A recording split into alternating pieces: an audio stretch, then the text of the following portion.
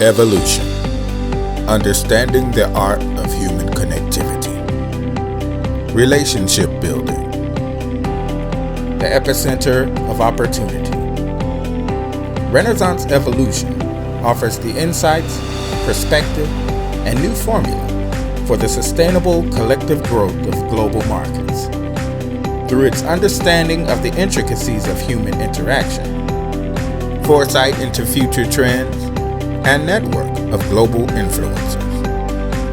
The Renaissance Evolution Academy presents a new executive curriculum and C-suite position.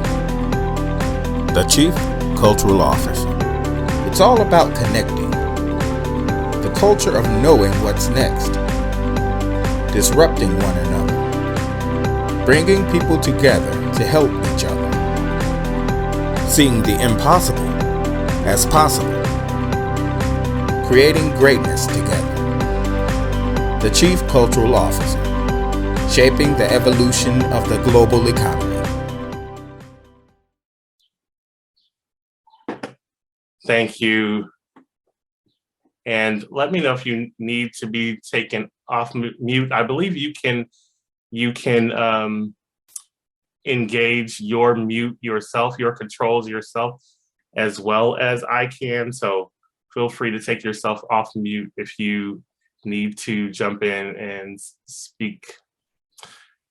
So I'm going to get into our PowerPoint just to give you a sense of what we're doing today, and we'll kind of begin that formal presentation approach. We begin with, I have to go back to the first slide. I mean, this took a long time to put together. So let me show you that slide first.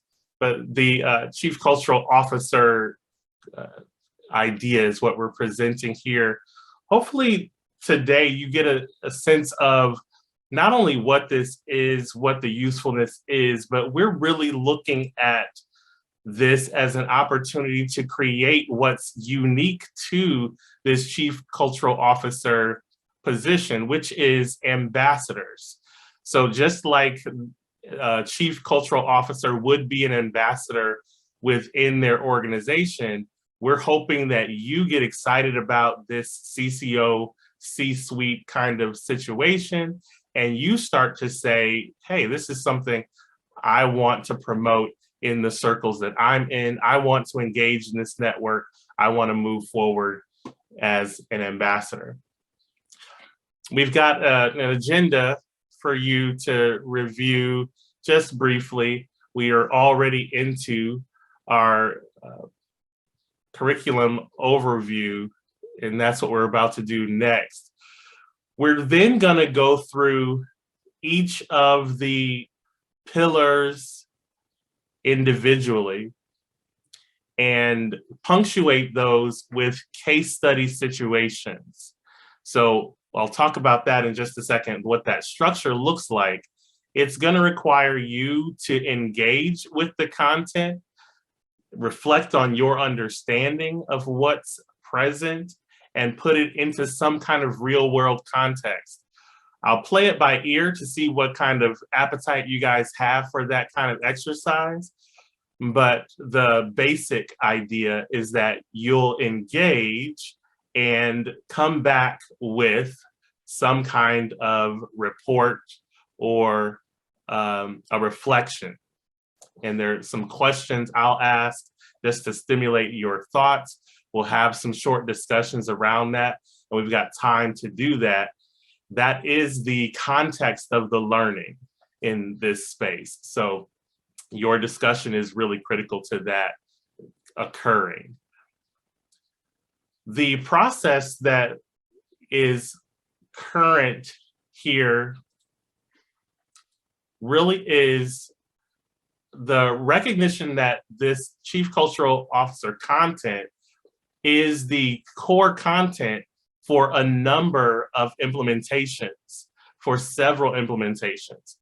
And Roberto alluded to that and explained that really clearly earlier. I just listed a couple or several of the implementations on the screen. These types of positions that would be the entree for the CCO. So the CCO is its own separate position, but if your organization didn't have that kind of position already, these are the types of people that would recognize immediately the need for the CCO position.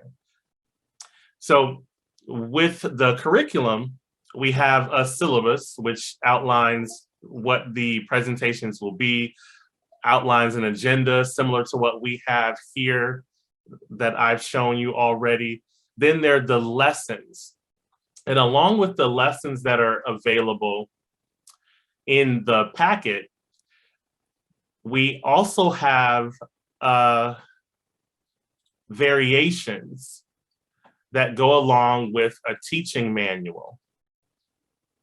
So not only will those who implement the CCO curriculum have the book, that's Roberto's book, but also you have the teaching manual potentially and the quote unquote workbook that you could utilize with the lessons based on the book. And then those lessons in the workbook are punctuated by case studies, and they're in different implementations according to that list, diplomats, city leaders, campaign personnel. There are different case studies that would fit those different environments. So if you are providing or engaging individuals in this training for those different environments, they would have case studies that fit with their typical situations. Does that make sense? Okay. I see a couple of smiles, so you guys are ready to hit it.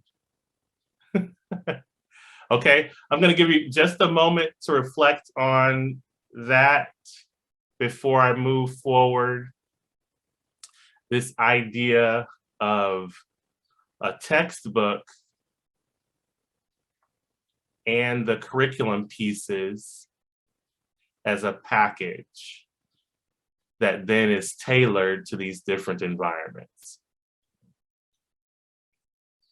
so that we're able to implement the CCO in different environments.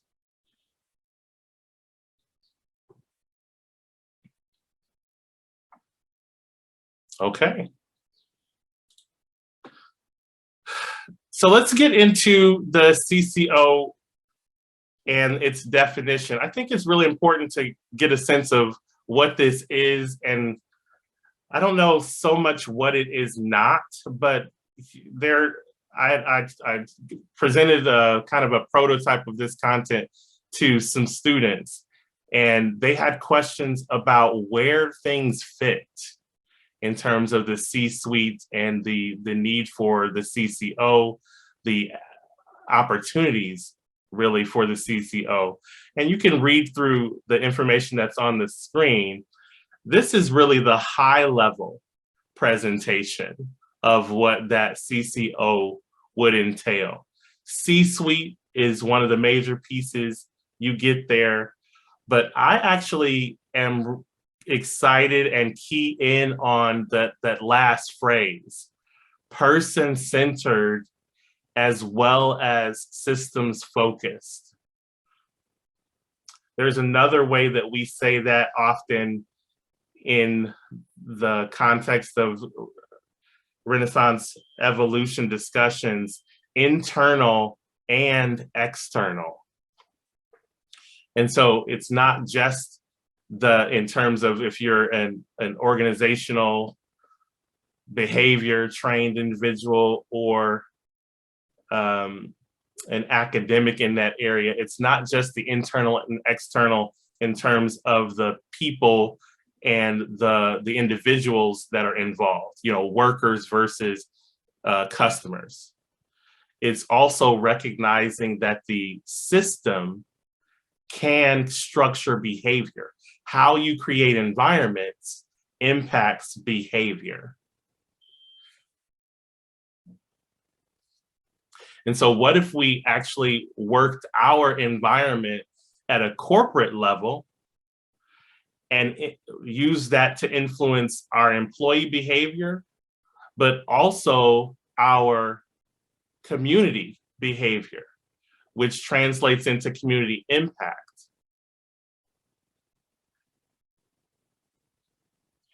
And then we had someone who not only was beholden to the organization, which is, in the bottom line of the organization, which is what we typically have in our C-suite, but we have someone who is connected intrinsically to the community as well and shepherds those concerns through to the organization and back also to the community. So you've got a nice bridge of communication. And as we talk through the pillars, we'll formalize that a bit more. Now that's kind of the conceptual high level. Here's where the rubber meets the road. This is why I like to teach, and it's the reason I enjoy engaging professionals even more so than teenagers in education. Okay, I've said too much, but it's true. Here's the idea. When you look at the CCO and implementation, you can think about it in terms of 5 steps. There was a quote from the text that I can't remember who gave that, but it's a friend of Roberto's that talked about this phrase, the old and the new way to underscore humanness, communalism, and participatory decision making. And he was speaking of the CCO. So how do we operationalize these really, in some ways, esoteric concepts, humanness, communalism, participatory decision making? Well, the first step is our cultural observation. And that's a process that's outlined in the text. There's information about how to produce your cultural observation list and then to implement that in your organization. The next 3 steps are actually the walk through the pillars. And so when you think about the CCO skill set and implementation, the pillars, if you're familiar with an ethical framework, these are not just the ethical framework, the kind of position and approach, they're also the actual implementation. The pillars are the implementation as well as the guiding principles. So that's step 2, 3, and 4. And then the critical 5th step is this idea of creating movement and mobilization.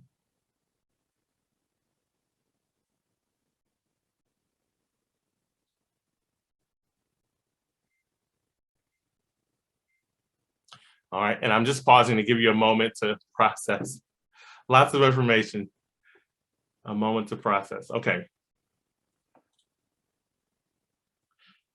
So I thought by way of kind of introducing not a full case study kind of approach, but in thinking through this definition, I'm giving you 2 opportunities for engaging a quasi case study approach here. So what if, at the top with implementation planning, what if you were a business executive and you were looking at applying the CCO within your organization? Here's some of the elements that you would be concerned with. These same elements would be your application within the context of the 8 pillars. What if you were an HR executive? These the onboarding considerations may be considerations that you would implement. And of course, this would apply to nonprofits or any other type of organization where you have employees as well. So what you're going to do for the next few minutes is consider how you might engage either one of these, applying the CCO. And actually, at this point, you're just applying what you already know. You haven't been trained on the CCO necessarily at this point. You may have read the text, but you haven't been trained on it. So think about what you know at this point, how you would implement these pieces. You could choose either one. You've got a choice of either one, the top or the bottom. And you're going to go about this. We're going to talk for just a couple of moments about how you would implement these. So just because the terminology may be different, the implementation planning in the context of any type of business really would be a culture scan, which basically means you're looking at the culture of place and locale, and you're assessing what's going on there. It's the trend stuff that we talk a lot about in Renaissance Evolution, but it's also the kind of pop culture situations, the current news, civil unrest or distress, the discussions, polarization, things like that. Just a cultural scan. What's going on in that community of place? Reporting and intervention targeting. This is really your business model, but also how you execute your business model in the context, because that's really important. The champions of innovation are typically within your organization. You can sometimes co-opt ambassadors that are out in the community that become champions for the organization as well. We think about them as brand ambassadors, for example, especially in the context of social media.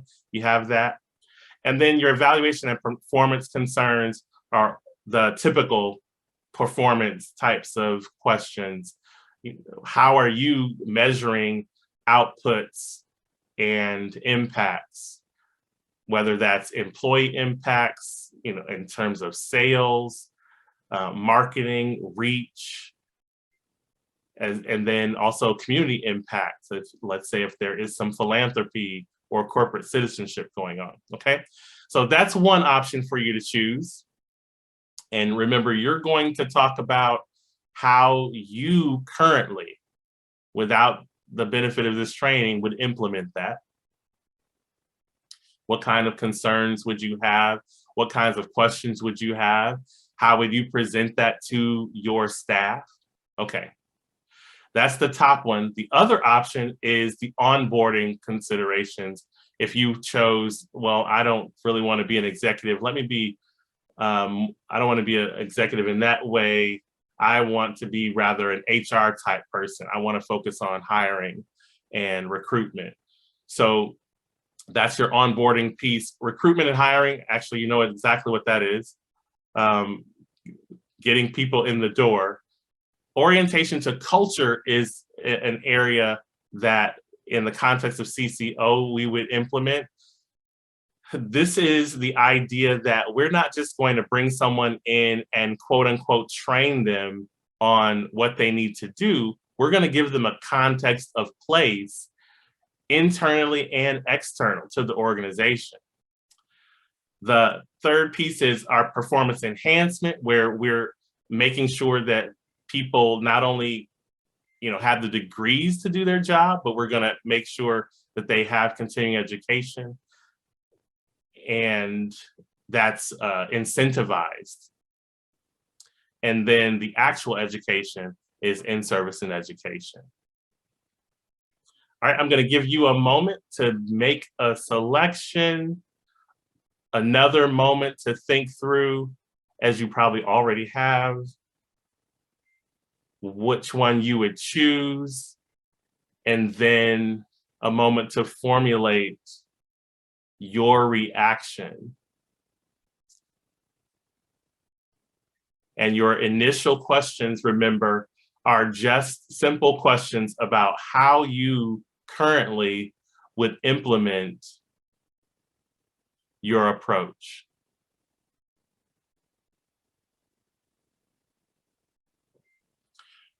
For those of you who like to know kind of what the big picture is, this exercise will be replicated with more specific examples, case studies, at least 3 more times. So this is your freebie, as it were, to practice just your reflections on this. The next time that we see a case study, you're going to have the benefit of some training on some pillars, at least 3 of the 8 pillars, in order to help you to reflect on this. So I'll give you those 3 moments, and then I'll ask you for your feedback.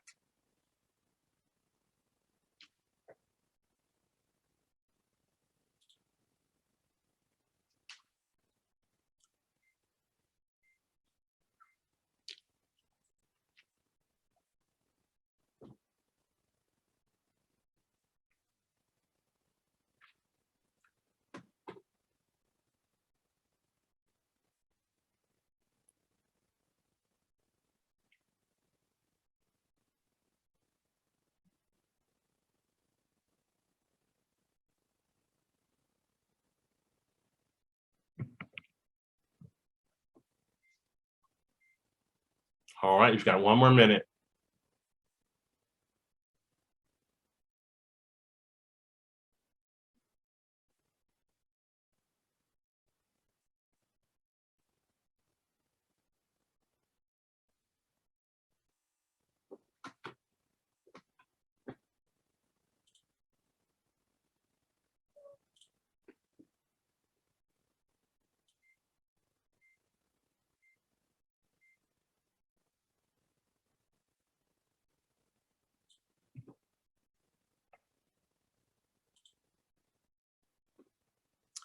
Okay, I am now entertaining your reflections.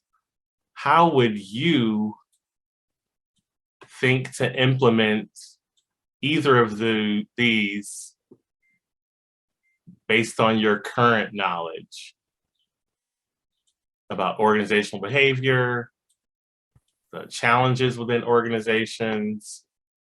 How would you go about this?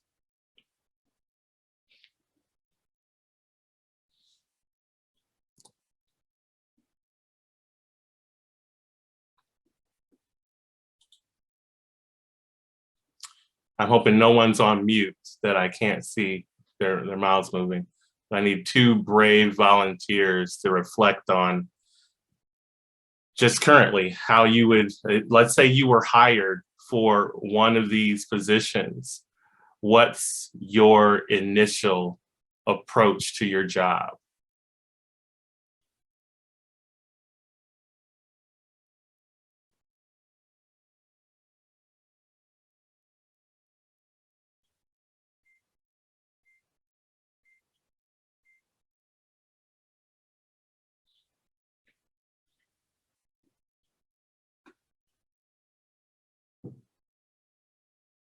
Now, you know, the only person I feel comfortable calling on is Roberto, and he wrote the book, so it's not really fair that he give his reflection.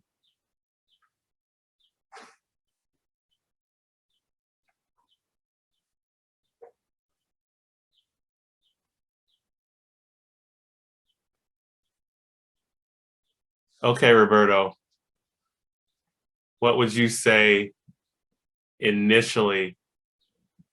Let's say you didn't know about the CCO approach.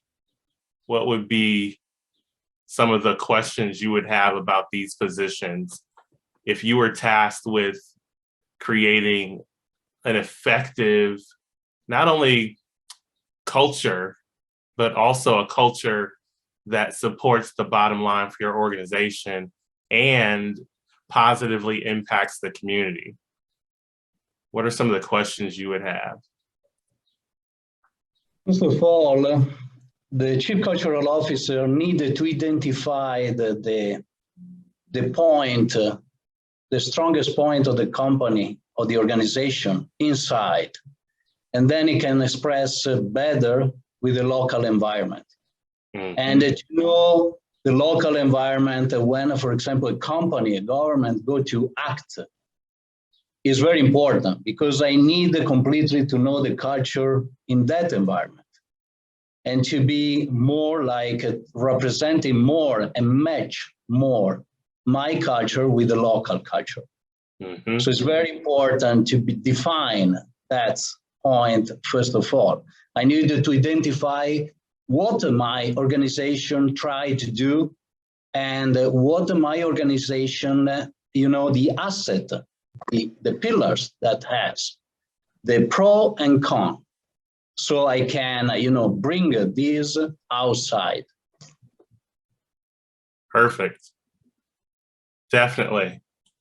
There's a passage in the text that really outlines that well. And I should have put the page number, but it says, instead of seeing the discussion as antagonists and protagonists, the CCO only sees actors with agendas and desired outcomes. And so to your point, Roberto, about making that much more of a connection between what's internal for the organization, the core pieces, the things that are being done well, those critical assets, and then what the needs of the community are, and making the alignment between those. And I think one of the coolest pieces, especially in the context of onboarding, is this idea of seeing people as humans. It really is, if I can go back to this definition, it is recognizing the humanness and that people just have their needs. They want something out of life. They have some relationship to the organization because the organization is fulfilling a need for them. And then that opportunity really creates what some may call communalism. And then if we take that into a practice with the organization, we're actually talking about potentially sharing in decision making. It may be as simple as decision making about becoming an employee, i.e. hiring, or it may be utilizing a product, or it may be becoming an ambassador for that product. My most famous example is Apple Computer and the following that Apple Computer has. When people say that they utilize an Apple computer, when they have an Apple MacBook, they're not just saying that they use a computer. They're most often saying that they ascribe to a lifestyle of an Apple user as opposed to a PC user. And that's the type of thing that we're talking about in recognizing that there is a larger impact than just buyers and sellers. It's more than just transactional. It's relational.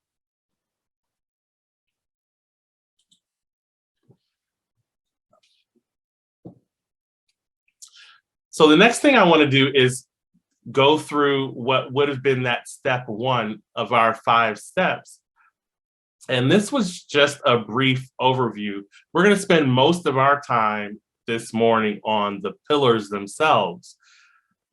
But I wanted to help you to have a sense of the application foundation, which is this cultural observation list. And just for a reference, in case you were curious, the information about this is in chapter 7, Shaping Evolution in the Global Economy, where we list the cultural observation list, how you might come up with it, and then how you might implement it in your practice. And there are these elements, as you see on the screen.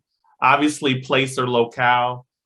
When we talk about business, we're often talking about location, location, location as the top three most important pieces. It's true as well in the context of the CCO as well. Location is critical. Place, yes. Locale is a word that's added there that tends to put you in the mind that it's not just where, as in place, but it's that locality. Like it's how people see themselves within that space, within that place, how they define themselves. We've got so many different ways of doing that. For example, in the United States, we see ourselves as red states, blue states. We see ourselves as PC users or Mac users. We see ourselves as Android phones versus iPhones. There's just different ways that, in sometimes, some ways, polarize ourselves, but it's all in an attempt to situate ourselves in a certain way. So place is one piece, but also how you see yourself within that space. So we utilize this cultural observation list, and it's constructed based on the cultural analysis of the corporation. And that corporation is in context. Like I said, it includes this place kind of idea, but it also is the vision, mission, and how that vision and mission align with the behaviors of the organization.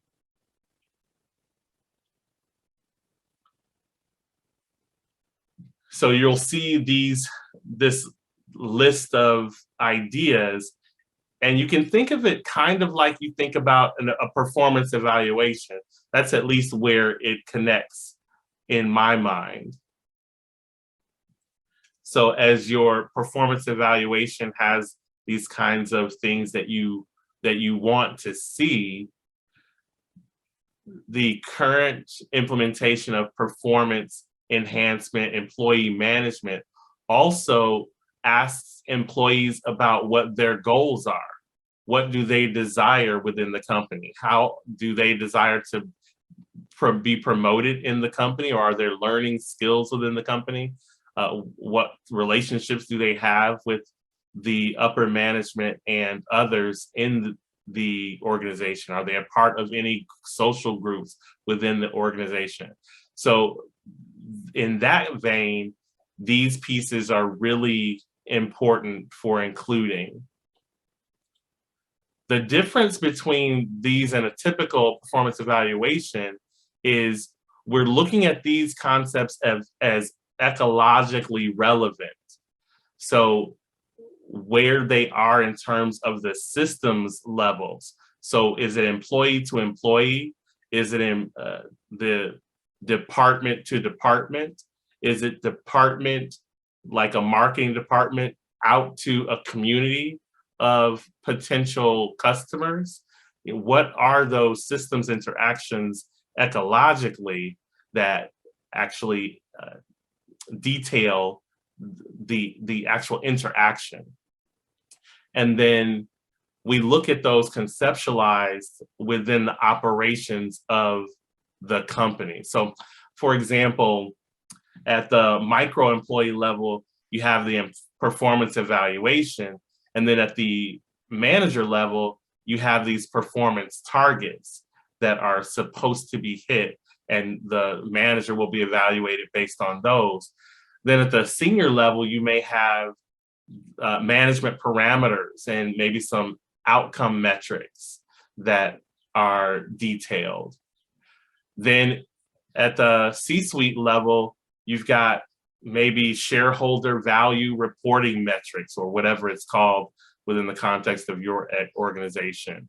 You know, that responsibility to the shareholders that is ever present. So what does the CCO do in this? That's the big question on the table.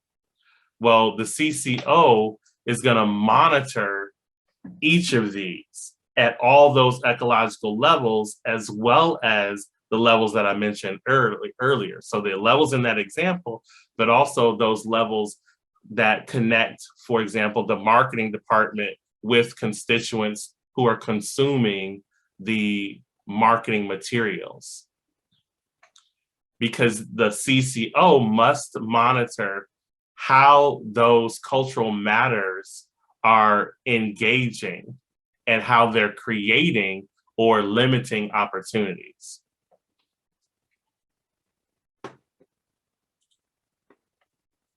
So that's our step one.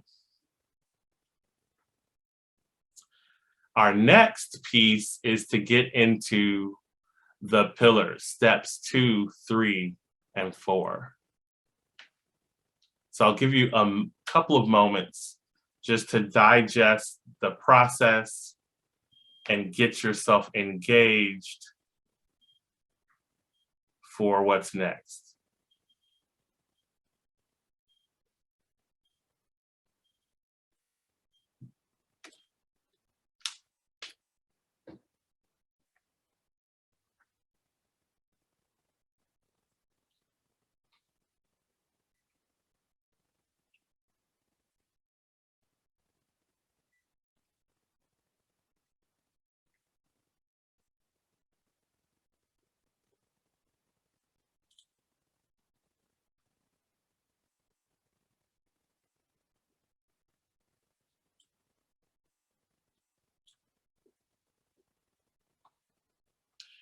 All right, so the Chief Cultural Officer text is built on a process. And actually, let me go to that process. I like the way it's presented. The first part of the text is the skill set, the foundation for the Chief Cultural Officer. And then the second part of the text is the presentation of these 8 pillars. So we just went through that step 1.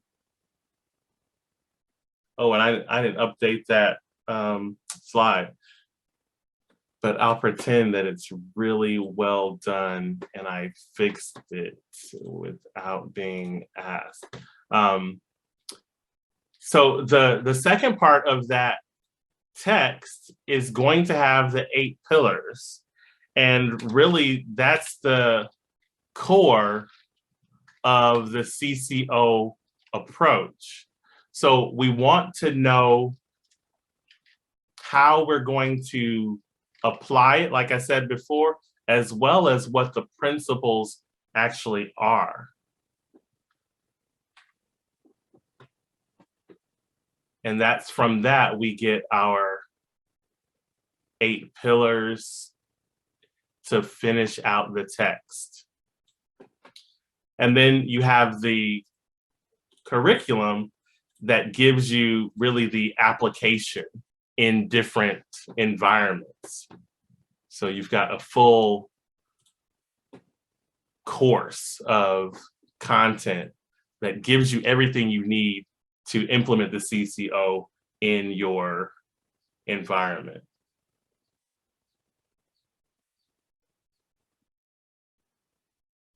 What we did with our step 1 is we gave you just a, 20-minute approach to all the content that's in chapters 1 through 7 of the text. So that was your really quick overview of the types of questions, considerations, and activities, the foundation of what you will encounter as the CCO. Now we're going to go through these principles and a little bit of application, and we'll see if you guys wake up to our case study approach here. If not, we'll do some kind of call and response, creative something I'll come up with on the fly.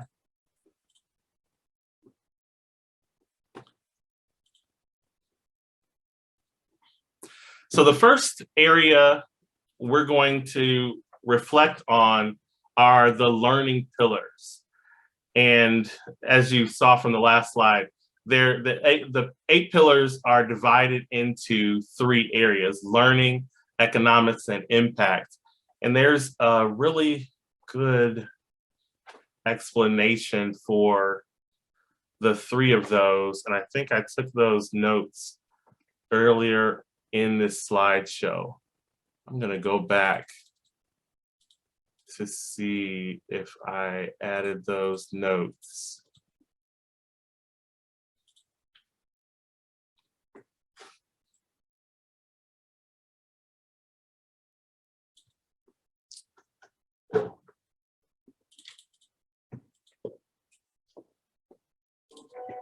I'll get them directly from the text.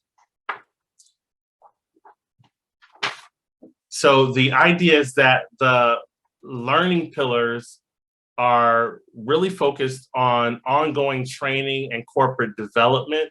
And this is actually, oh, I know where this is actually. This is in the next slide. So let me go to that slide. Sorry, Michael, somebody is entering right now. A very important person for the Chief Cultural Officer Renaissance Evolution, concept.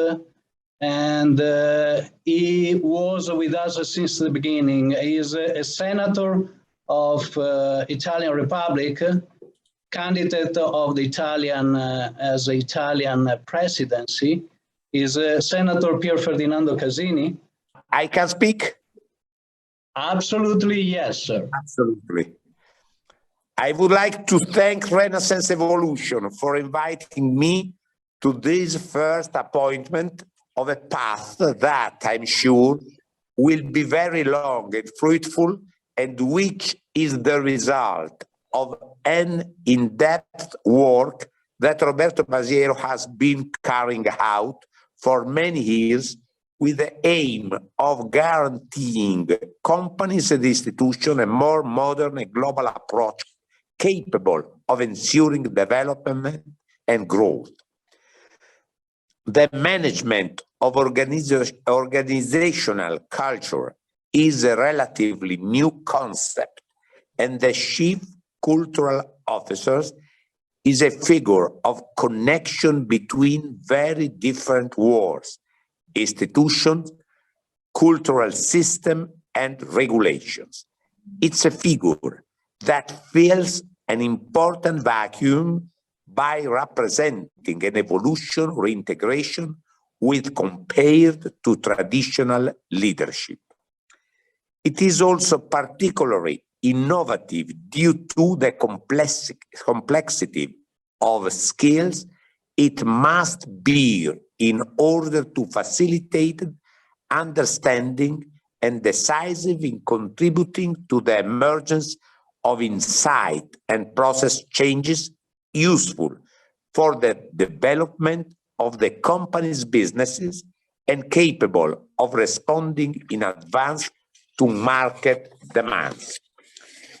With this project, Masiero reveals himself to be a profound observer of the contemporary business world, highlighting the importance of a rigorous knowledge of cultural evolution.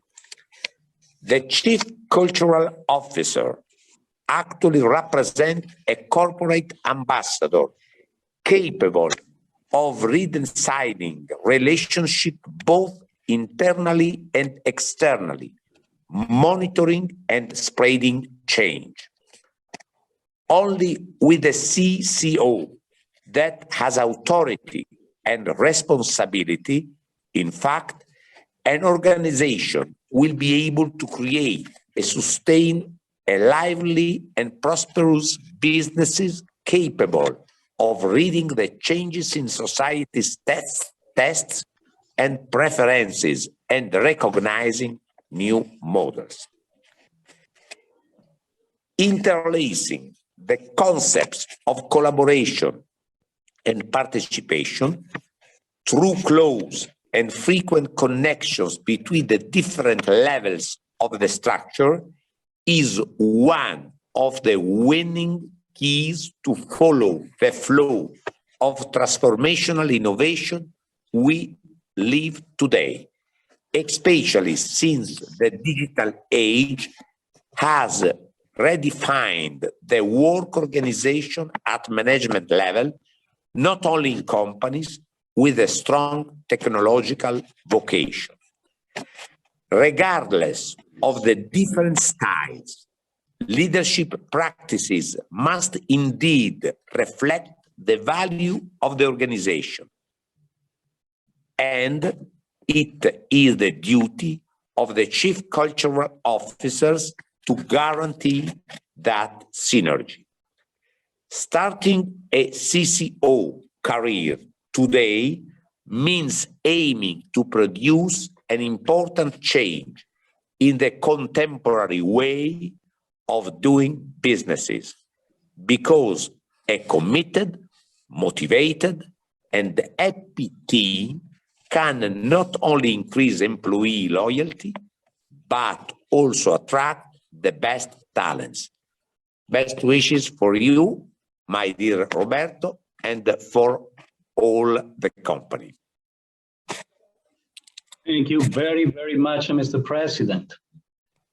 Ci può anche dire, Presidente, un suo commento su come lei vede il Chief Cultural Officer nello scenario politico?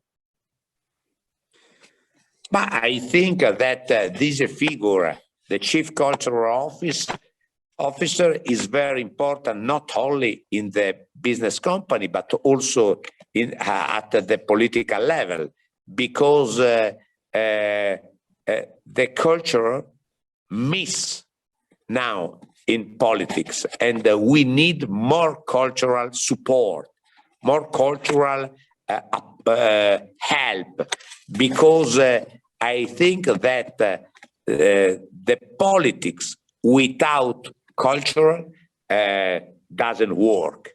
And now in this world so complicated, in the geopolitical level, it's absolutely indispensable to have one cultural support.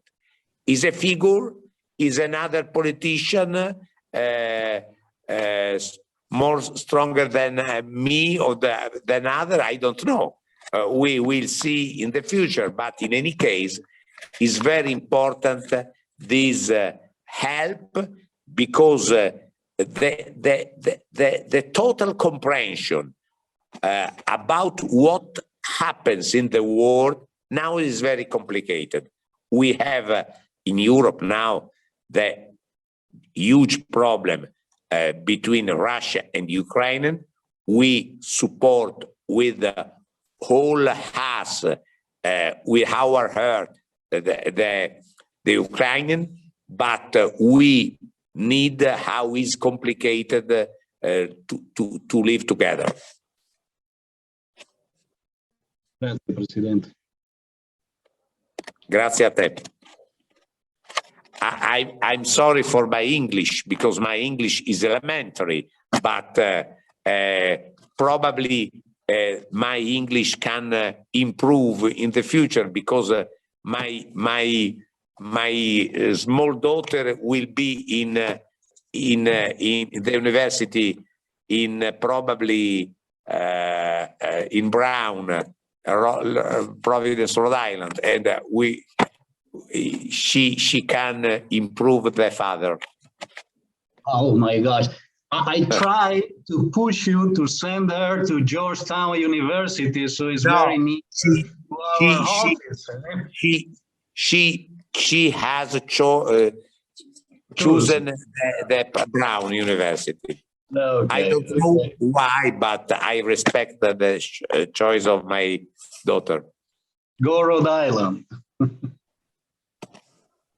Okay, thank you very much. Thank you, Pierre. I have to come back to the assembly now in the Senate, because we are discussing the budget law. Thank you very much, Roberto. Thank you. Thank you, President.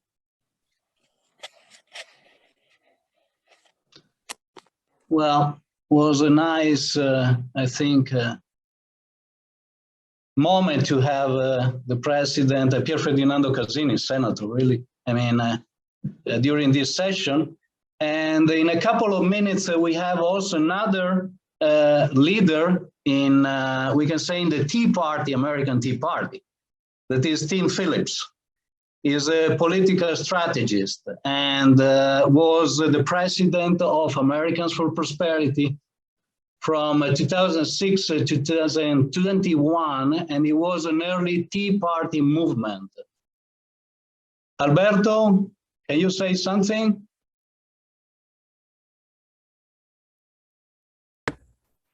Yes, Roberto.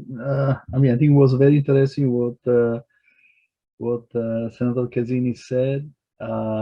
It is, I would say, and what you ask actually, it's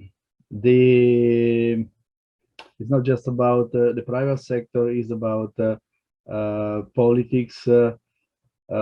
Is about also the public administration. Essentially, it's about make a better manager, better executive, better administrator. So, and when I say better, I mean people that has a better understanding of the global environment.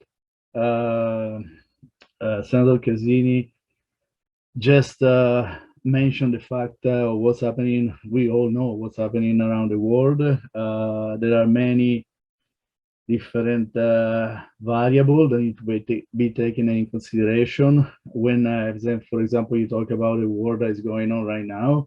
Yes, obviously, there's a support for a democratic government in Ukraine, but at the same time, Europe face a lot of problem in regard, like not only Europe, the USA too, in regard to supply because of the sanction. So you have to have people that understand different culture to find the best solution to the solve problems. And that's, I mean, the war is an example, but you can also apply this to a county administration. I'm not saying there is a war within a county administration or a state, but there are many variables that need to be taken into consideration, many different point of view from people that are all in good faith, but have different way of looking at a problem and resolving a problem. And obviously this, you have to have a person that is a sort of, is a CCO, the sort of person that understands different point of view from people and function as a connection between among these people, and bring the best out of this type of situation. Thank you, Alberto. We have now Tim Phillips. Absolutely, Roberto. It's an honor to join you and the Renaissance Evolution Academy. My friend, it is a big moment for the world. Certainly here in the United States, we're watching events in Europe as we always do, especially given the alliances with so many of the Western European countries and some of the Eastern European countries as well. Here in the United States, we have really big off-year federal elections this November. It will set the entire lineup in the House of Representatives. All 435 seats are up, and then about a third of the United States Senate seats are up.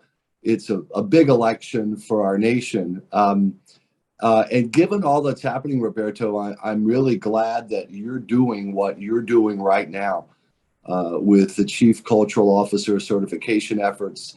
The world has never been more integrated. The world has never been smaller.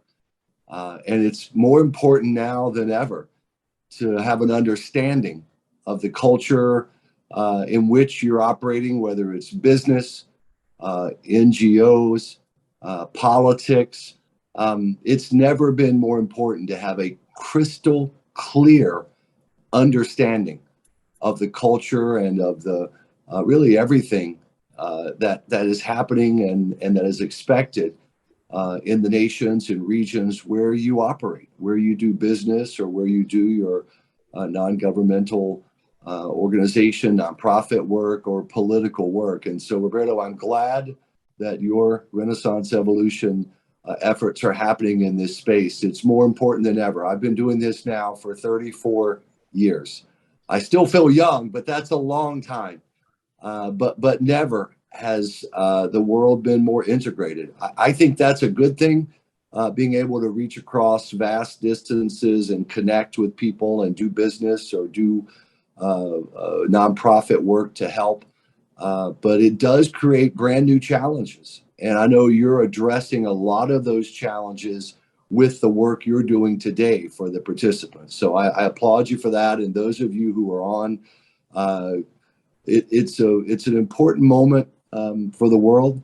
And I hope you seize advantage of this today to become better and to hone your skills in this important arena. Thank you, Tim. And, we have a couple of members of the minister, the government in Italy right now that are connected. So it's good to have your expertise and to join, as usual, this network. And hopefully we can, also learn each other more and more. And what do you think? I mean, what's it about the chief cultural officer inserted in your, for example, running a political campaign? I mean, how much is important that the team that are behind the candidate in these times, because of the hard time, and has to be maybe improve the quality and the perception and everything that he can do? Yeah, it is more and more important. Campaigns, or the candidates especially, are often, really every day, asked about events going on, not just in their state or in their congressional district, the local, more parochial issues. Every day now, they're asked about what is going on around the world, hot spots around the world. And so it's vital for those candidates and their campaigns to be able to speak with intelligence and nuance about what is going on, whether it's Europe, specifically Italy. Italy is one of the longest friends of our nation for so many years. I've had the honor of being there and the enjoyment of being there across that great country.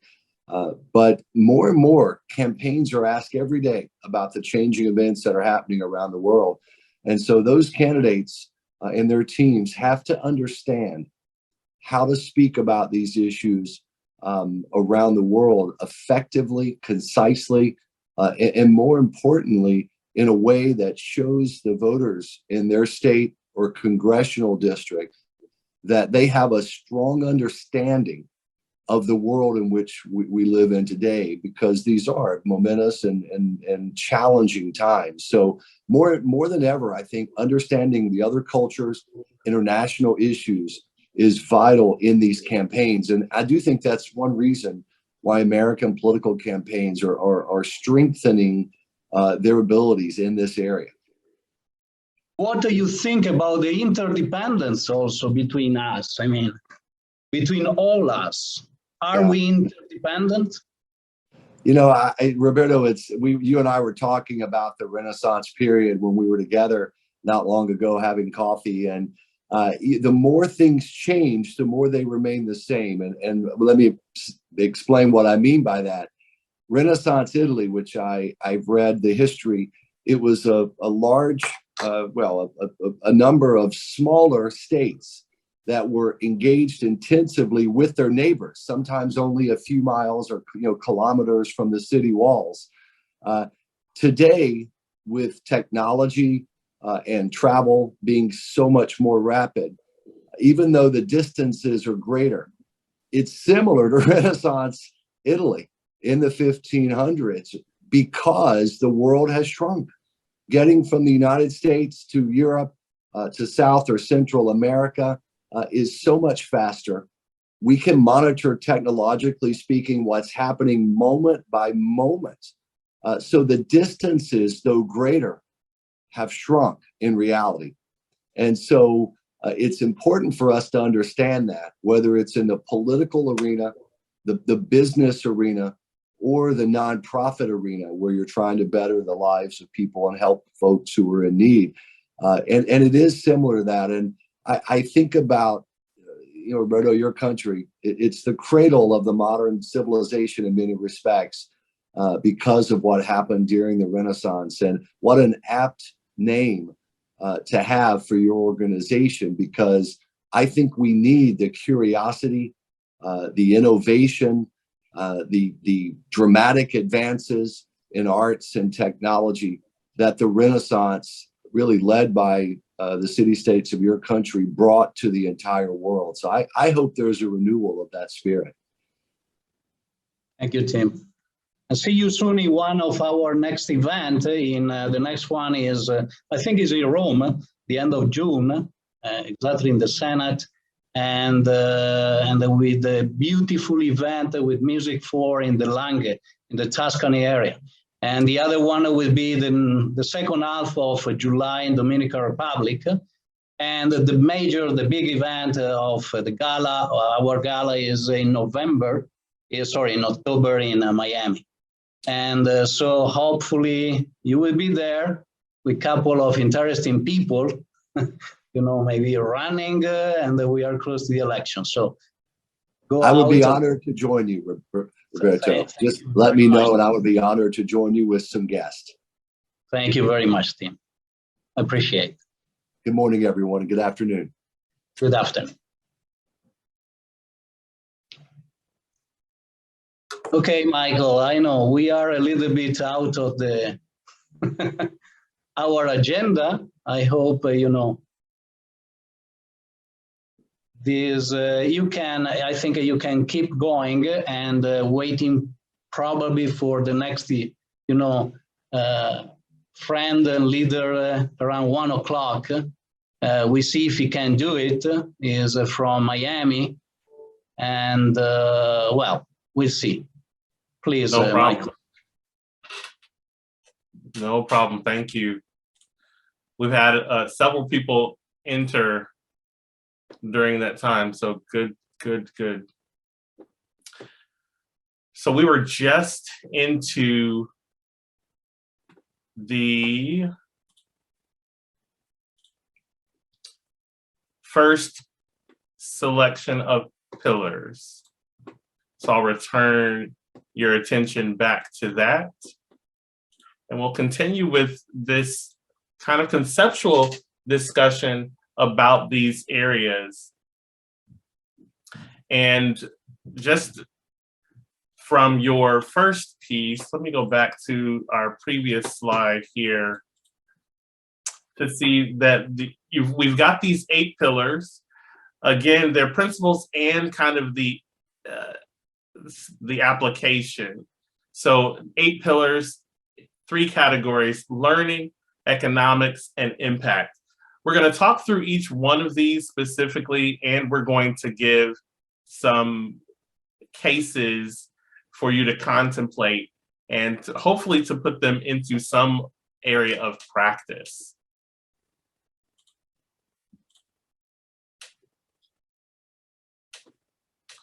All right, so let's start with the learning pillars. There are 3 in the learning pillars: culture and education, health and happiness, and transparency and ethics. By way of definition, in the learning pillars, there are 3 components that are really critical here. Competence and humility is important, well-being, and then ethics.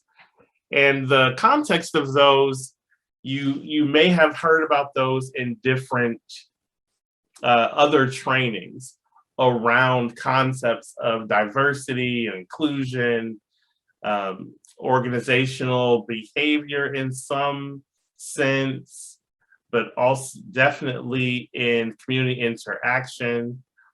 We actually have cultural competence and cultural humility specifically as trainings. If you've been to a more recent and updated cultural competence training, it's now called cultural humility.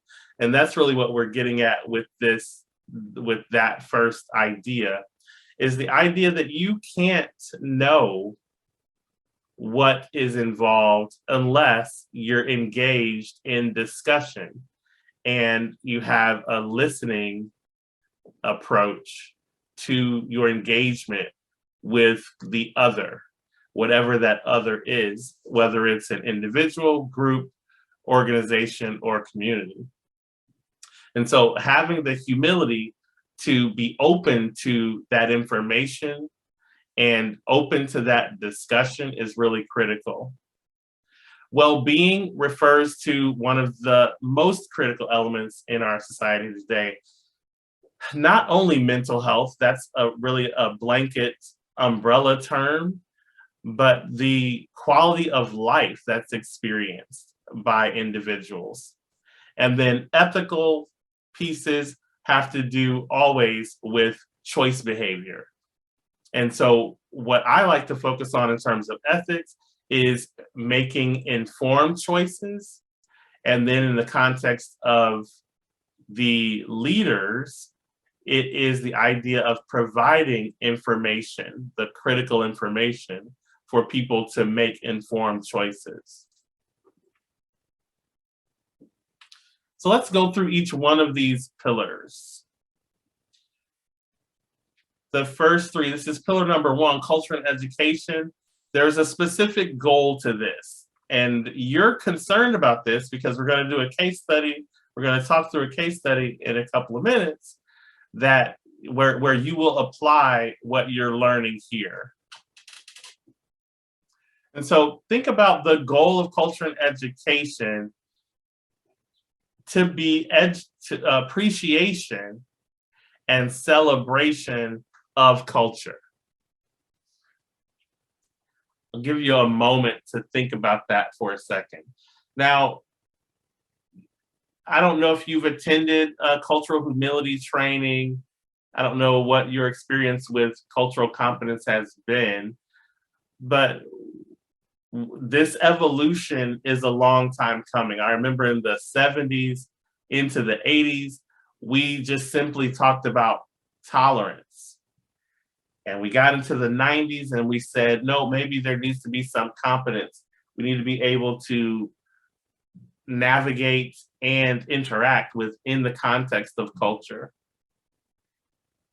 Sorry, Michael.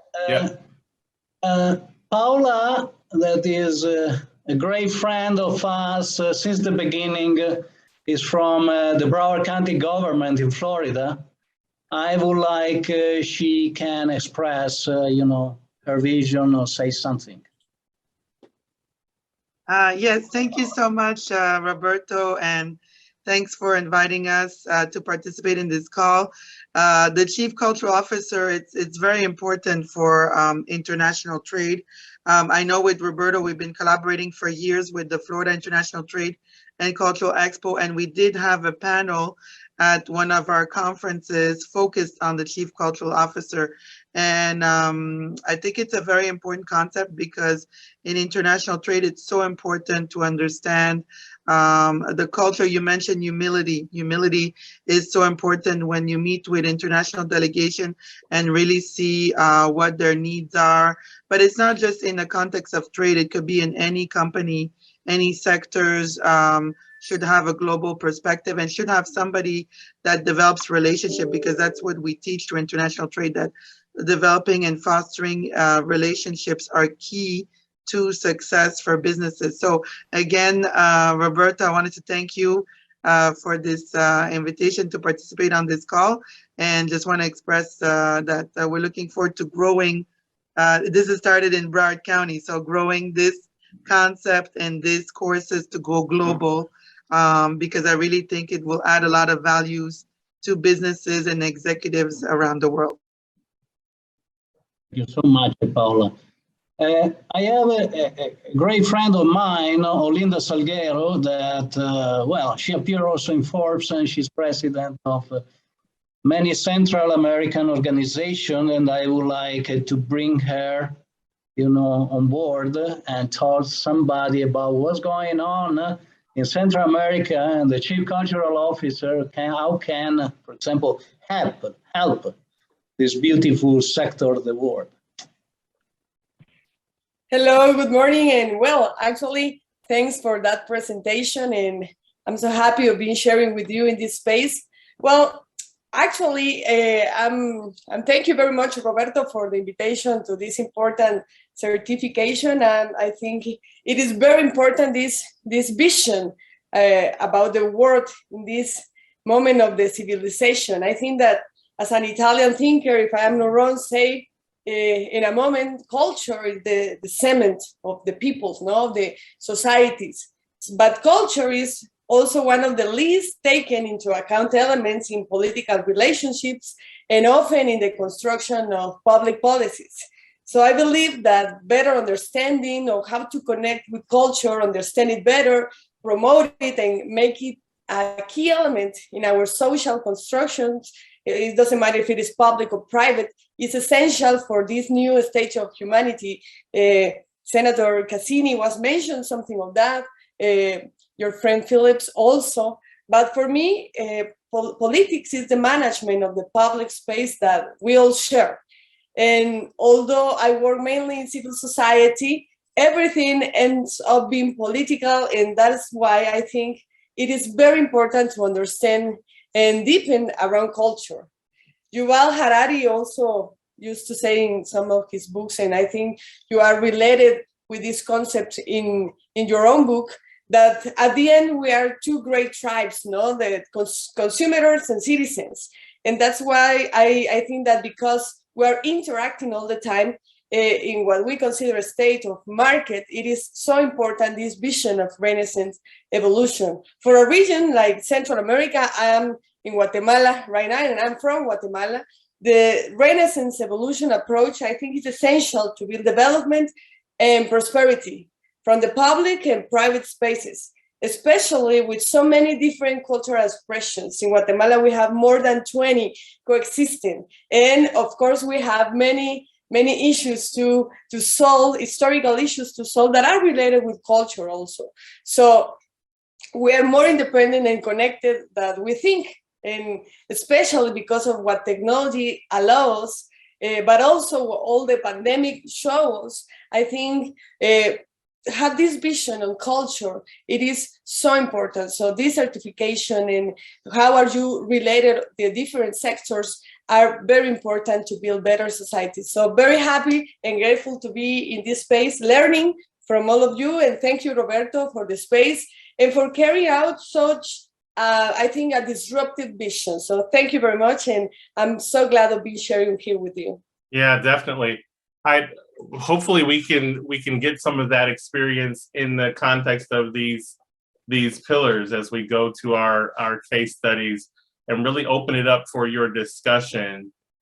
And you guys can give me the feedback on how best that works for you.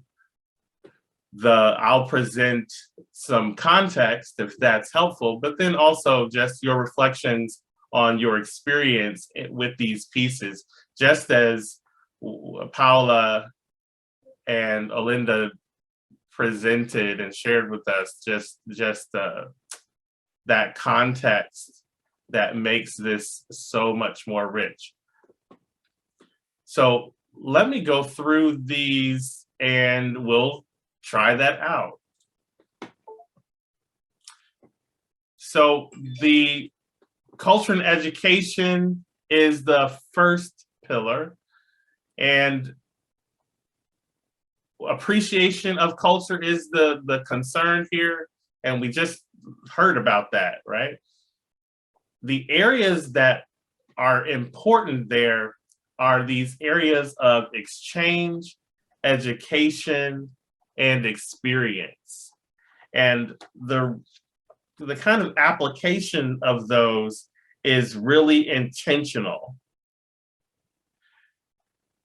So when we think about the exchange, sometimes we, in organizations, we think only about the exchange as having a meet and greet or something like that, or we initiate cultural guides or some kind of intervention like that. We're also talking about opportunities for learners to look at behaviors and assess those behaviors, correct those behaviors.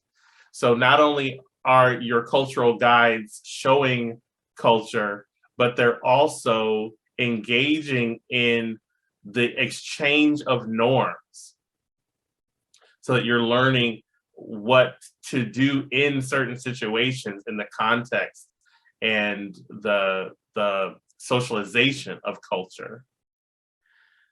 Then, and that of course includes negotiations about how we might approach a certain situation. Maybe it's uncomfortable coming into a culture and totally immersing.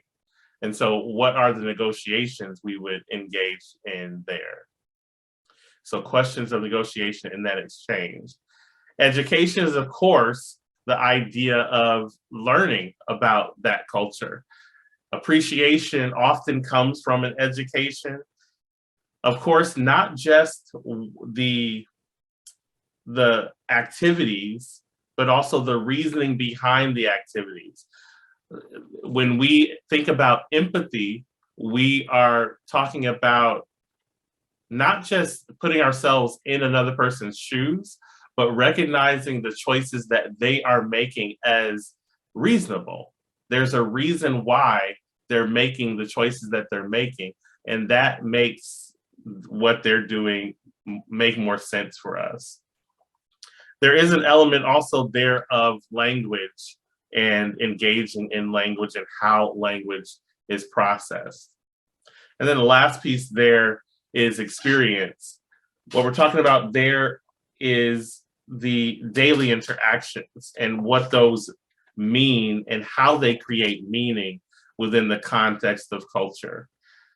There, you probably have heard of certain codes, social codes, and maybe even code switching is a context that in America has been applied to certain racial groups, but it actually works as an international concept as well, being able to code switch in the context of either unfamiliar cultures or cultures where you're attempting to understand and engage.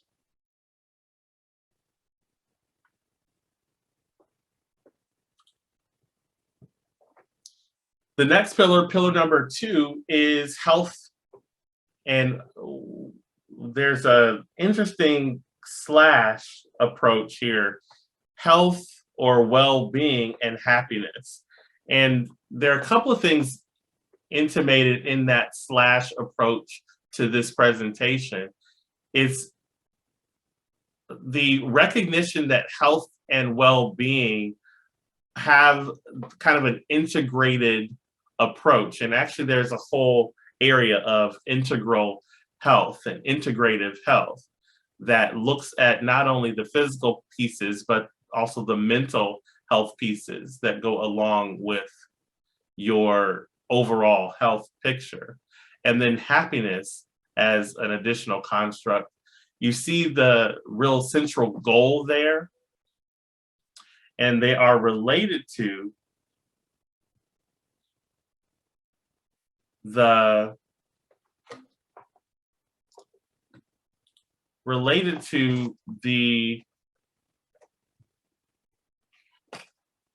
three pieces that are down underneath for you.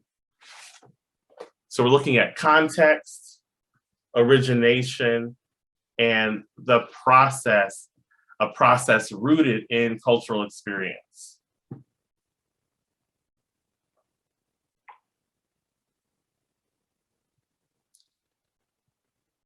So your context, of course, makes sense within it really is that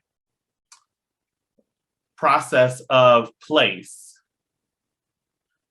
where it actually happens. And, you know, there are a different approach in the boardroom versus the locker room versus the lunchroom versus the carpool.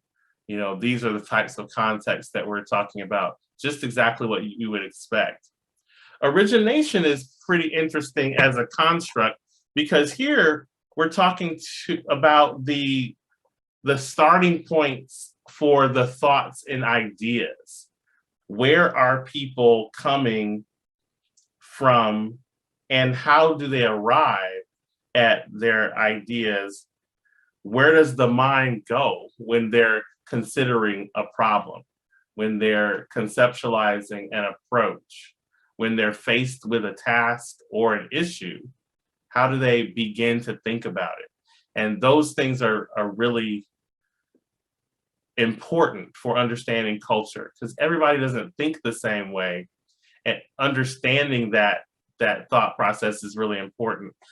I found also that one of the most important pieces is providing from one side of the conversation the patience, and from the other side the perseverance to actually communicate those origin processes.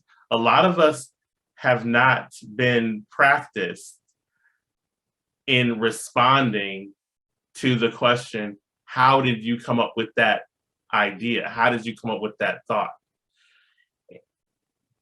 Often we may have been told or communicated that that question in a negative way. You know, where did that come from? Or what are you trying to say? Or what do you mean by that?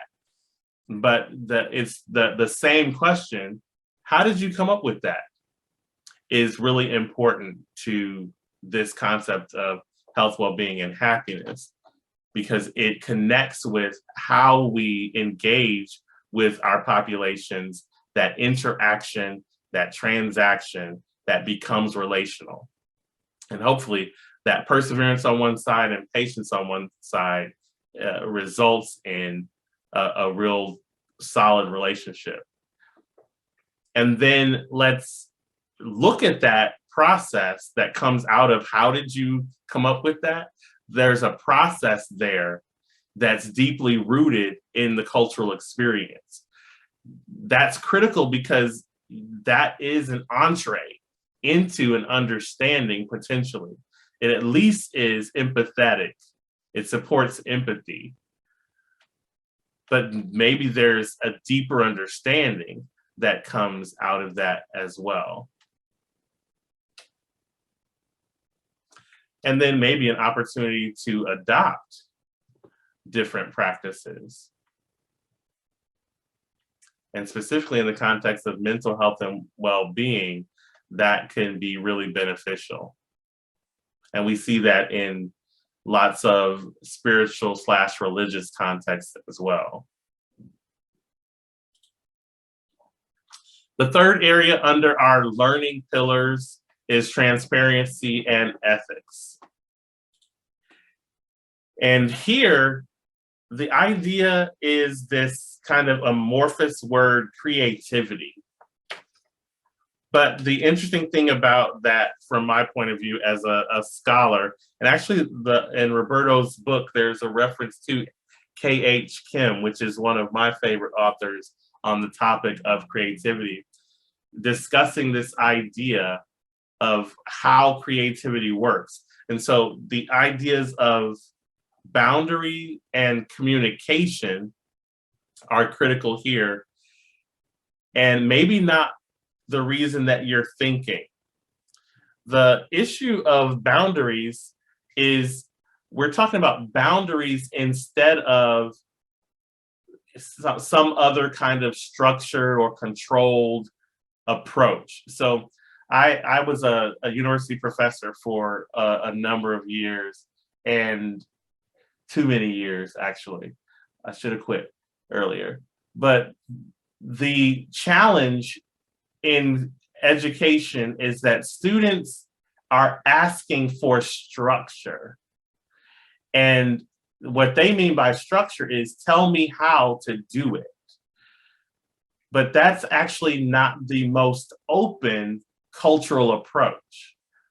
You actually want, rather than to work with students on structure, you want to provide them with the parameters. You want to provide them with the boundaries. So you must be as creative as you want to be, and here are the boundaries of it. There isn't a step-by-step process. There isn't a maze that you need to walk through, but there are boundaries to how far you can go. That is the openness to provide the greatest amount of creativity. It's the same in the context of our purposes here from the Chief Cultural Officer. We're looking at not telling people how to engage with one another. We're not necessarily telling people how to work within community, how to navigate through the organization, but we're saying with what you're bringing to the table, here are the boundaries, right? A good example, just a quick example is we're going to have a meeting. The meeting is from 7 to 9. That it establishes a boundary for the discussion in present or face to face, at least. One important communication within that actually comes to mind very quickly when I say that. The boundaries of any meeting is that you actually want to recognize that the boundaries are not just the confines of the meeting. You want to have actually gone to your constituencies, the people that are going to be in the meeting prior to the meeting, to discuss with them what you might propose in the meeting and see what their feedback is. Take those notes so that by the time you get to the meeting, you already have their affirmative input on your idea, and they're more likely to say yes when it comes to a vote.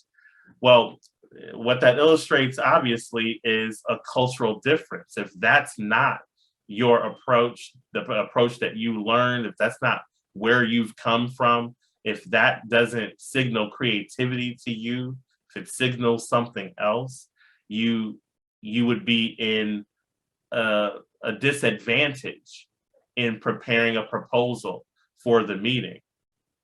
Communication in this instance, in the context of transparency, is all of what I just said has to be open to everyone in the organization so that everyone understands the best way to get your proposal through the meeting with an affirmative is to approach it in this way. Now, you can be very creative in how you do that, but here are the boundaries. The boundaries that you may be thinking are hard and fast structural boundaries, like time of the meeting, are not the boundaries at all. You're really boundary more so by how you interact with and create relationships.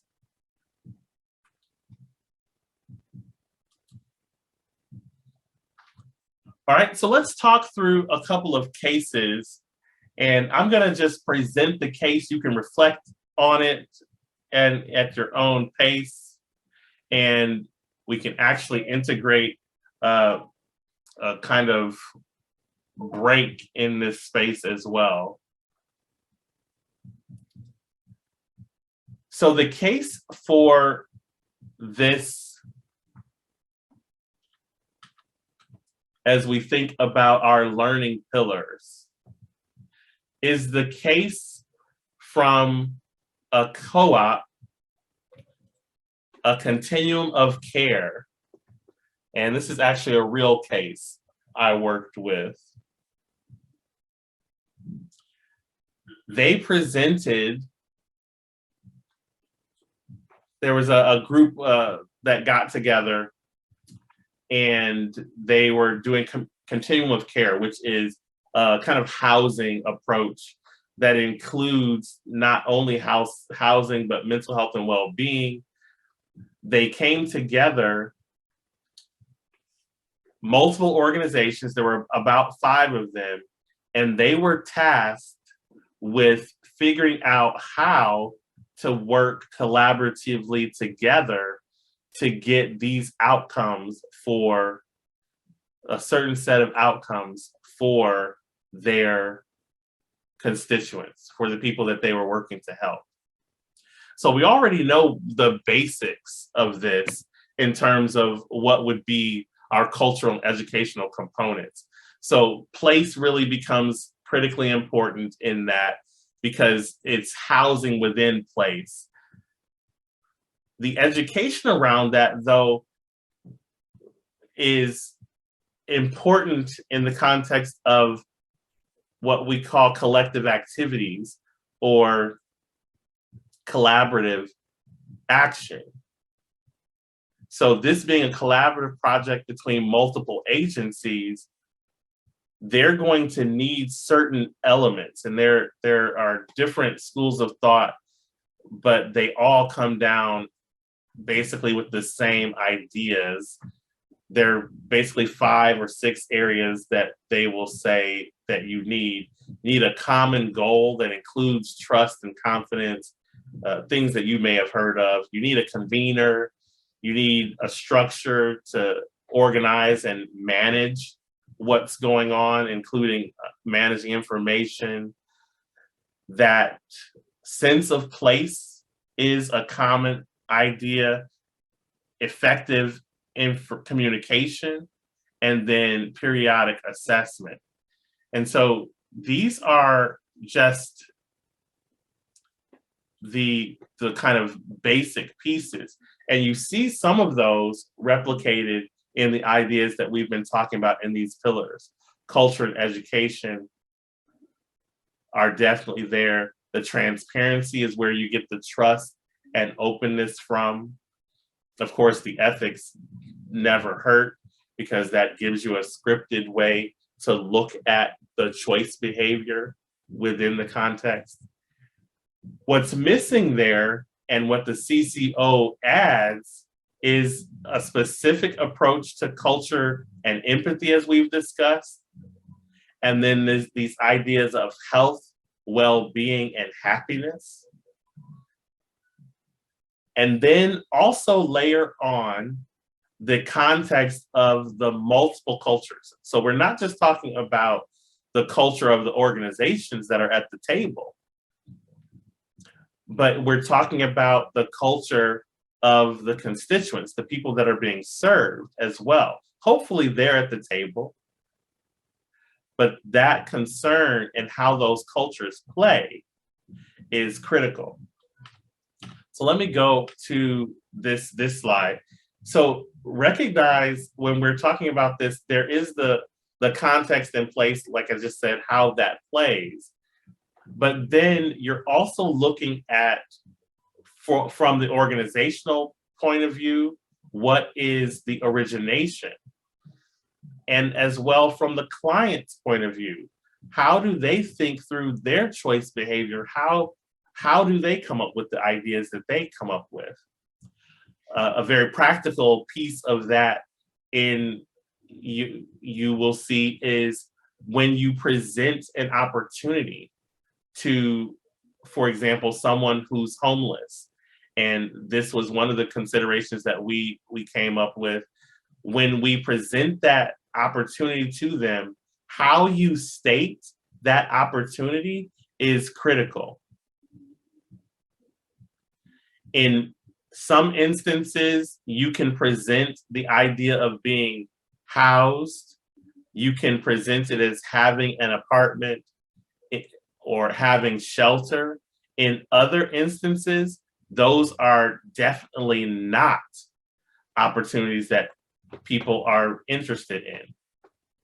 Those things, from their point of view, connect with being controlled or being in an environment that's uncomfortable. or that hasn't proven to be supportive of their health and happiness in their minds. So literally how you structure your communication impacts whether people are signing up and how they're looking at your opportunity. And all of that, then, well, how do we do that in the context of the culture that we're seeing from our constituents? Recognizing that process is not just as simple as, whatever the corporate standard is. Fill out this application, bring me proof of your this and that, get this many references, right? That's a nice standard process. But in this context, that process doesn't fly. That process doesn't work at all. And so we've got to think of creative ways to approach this.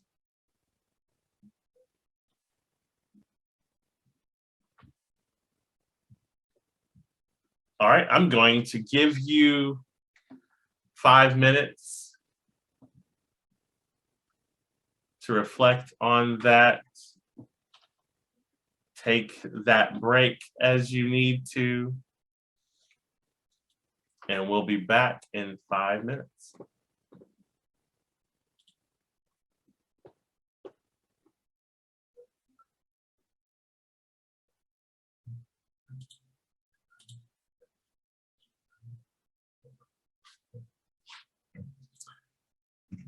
This will give us a little bit of that flavor from that question. So in our economic pillars, there's business for good, sustainability, and trade or economic opportunity. Because that really is, Maria provided us with a really good segue, because economics are important to this discussion. You can't really talk about culture without the economics, especially in the context of an organization, because it doesn't really work if we don't make money. I mean, when I consult with individuals who are wanting to start businesses, the first thing I say is, we've got to figure out how you're going to make money. It's called a business model, but the point is, if you can't make money, then you're not really doing anything. Why would you do it? Well, because I want to do good. Okay, so let's take that and let's do good and make money, so that you can get to that next thing that we're going to talk about, sustainability, right? You can sustain the good because you're actually supporting yourself, at least breaking even in the idea. So let's define these economic pillars with 3 specific areas. And this is one of those things that I get really excited about, because the idea of these 3 components in the context of economics is not common.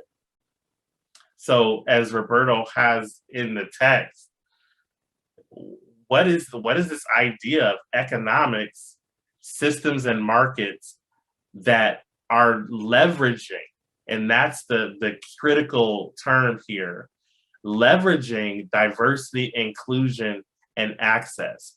Well, the issue is, because when you are looking at this leverage, and when you're looking at really building relationships that provide for repeat customers, employees that love their job, so that you're not having to hire and retrain every 6 months or every quarter.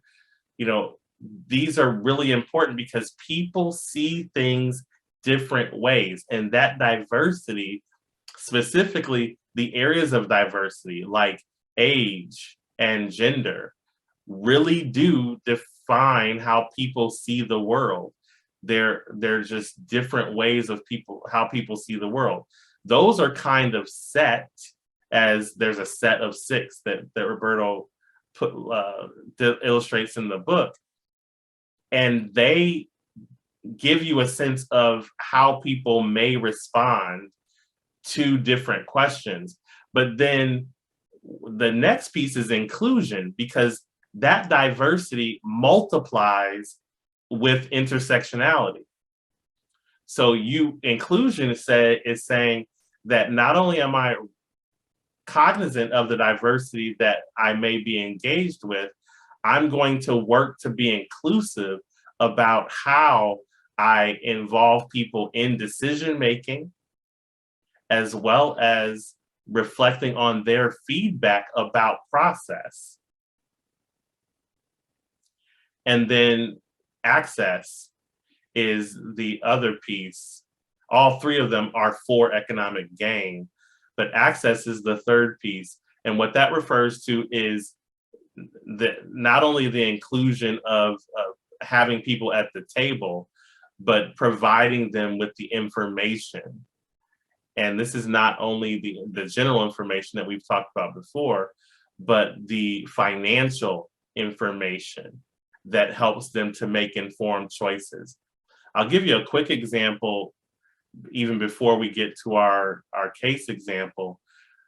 I remember in a job where I worked, and there was a memo went out that said that we should not discuss our salaries amongst ourselves. And I don't want to get into what your thoughts might be on that, but I will tell you, transparency and ethics is one of the pillars.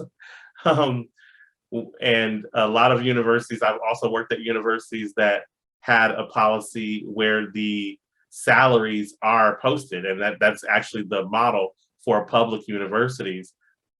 You can actually look up your professor's salary online these days. And that transparency provides, especially in the context of access to a financial source of information that's critical, for example, for new hires. Imagine being a new hire and not recognizing what the salary range is and coming in $10,000 less than your comparable colleagues with the same training. You're not going to be happy. You're going to be looking for a new job very soon, probably. So those considerations are really important. So let's go through each of them. Business for good. We're looking at the social movement and the corporate philanthropy pieces. The critical element here in business for good is, for me, the idea of the level of intervention and then the level of contribution.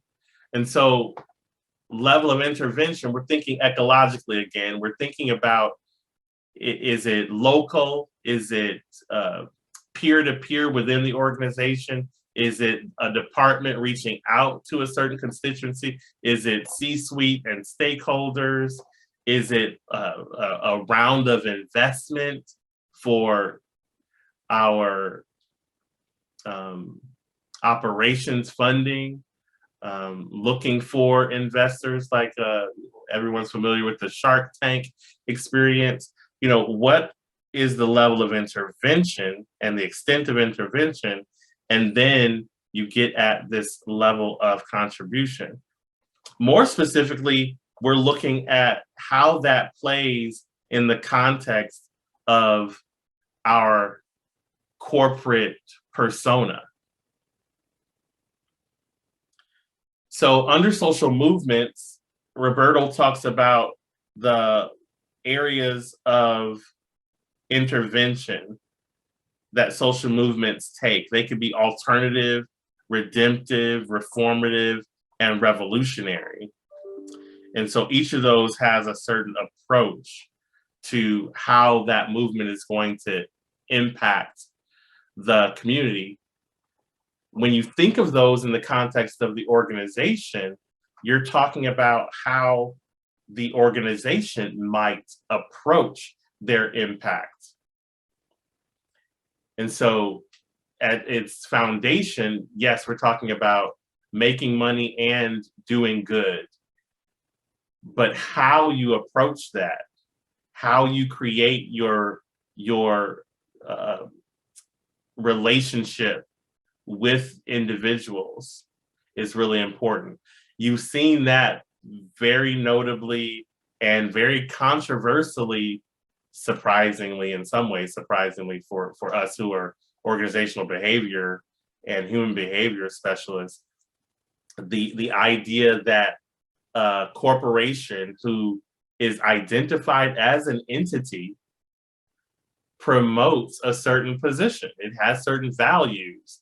That's just how it works. So it's always interesting to me that there are some people who get up in arms around corporations that take public stances. That's the nature of organizations. It's actually what makes corporations much more effective and potentially supports their community in very positive ways. So often, of course, the detractors don't like the stance that the corporation has taken. But the idea of corporations sparking movements, supporting movements, taking social positions, that's as old as ever. There's certain documentaries that come to mind. If you're Standard Steel, Carnegie, I mean, they're just some really great turn of the century examples there. And then the idea of corporate philanthropy, let me quickly get out of that discussion and look at the idea of corporate philanthropy. Part of what we're looking at there is this concept of B Corps and some of those types of opportunities, looking at how you've structured to do work so that, for example, in a B Corp, you're going to perform your actions through a structure of governance and even reporting your revenue in a way that's transparent, socially committed, and sustainable.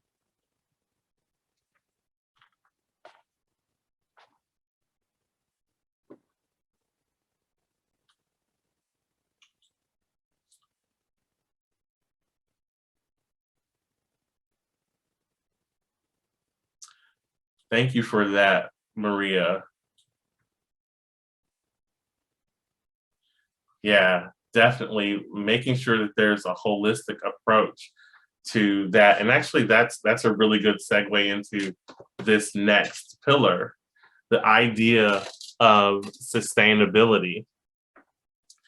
This one is fun to me because there's a really cool way that it's presented, and then there's a very kind of grassroots way to present this. And I want to find this. Oh, so under sustainability, you see the information that's on the screen there.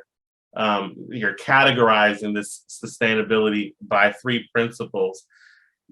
We talk about those as economic, social, and environmental, but I think it's more fun to think about it the way it's printed on the screen here. Money, people, and planet. And of course, those are exactly what you're reading there.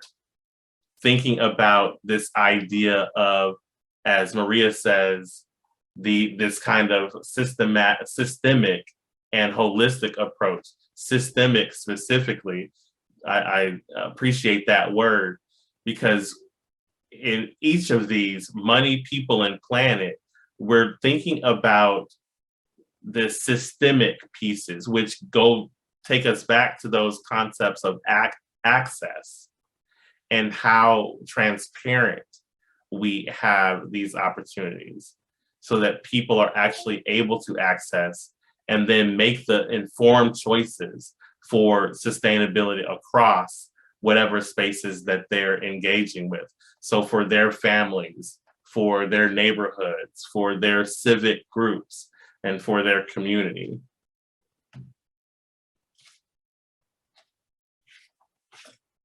One of the important pieces here, and this goes back to our earlier discussion about money specifically, people cannot move forward sustainably without that economic opportunity. And so in the context of corporate governance, corporate philanthropy, we're asking also, how does the organization, the corporation, act responsibly to address those opportunities? It's a famous idea from Henry Ford is credited with saying that he wanted to make sure that he paid a wage that allowed everyone that worked for him to own the cars that they were creating.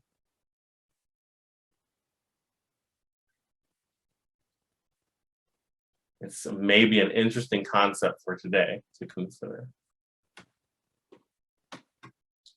Let's move to our last pillar, trade and economic opportunity. So let's take that idea of money, people, and planet and ask ourselves, how do we actually move into that space? How do we operationalize that reality?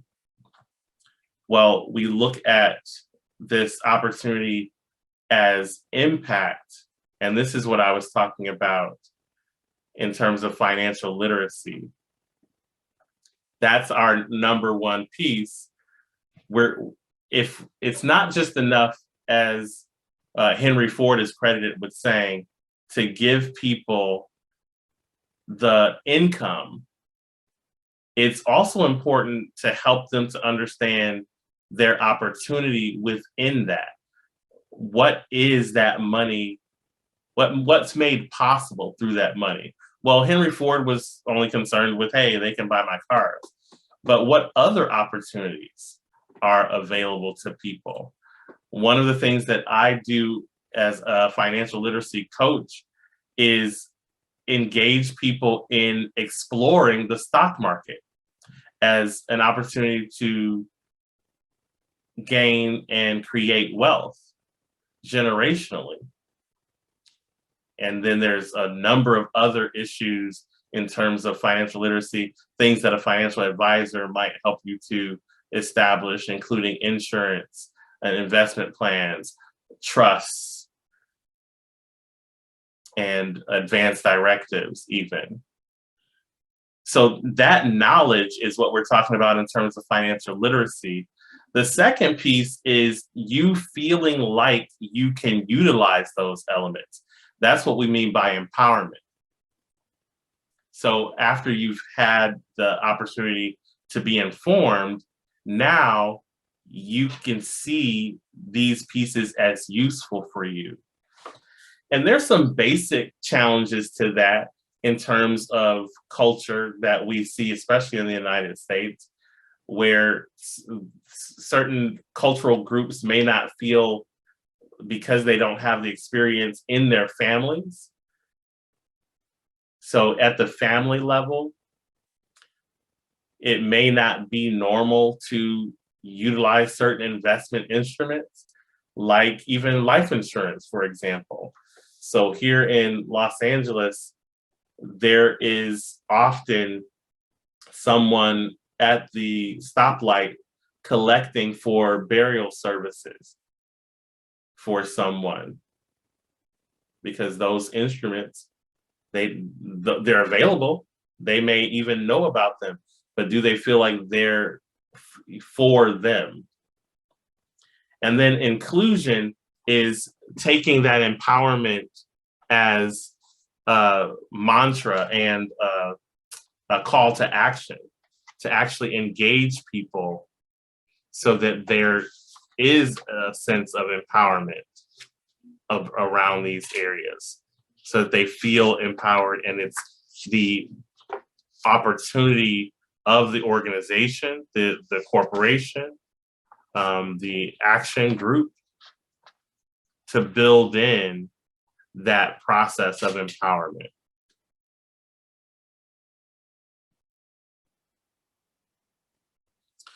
So, for example, the CCO might champion the employee stock purchase plan because they know that that's going to improve and create healthy and loyal employees, but also it's a function of wealth. And that's our case study that I'd like to share with you. So imagine all the, and this is a common actually issue in the context of economics in organizations. Two questions that I always pose to people: what information do you include on your W-4? And what elections are you making if you do have a 401k or 403b, or whatever your retirement instrument is for the work that you do? What is your contribution in the context of a corporate match?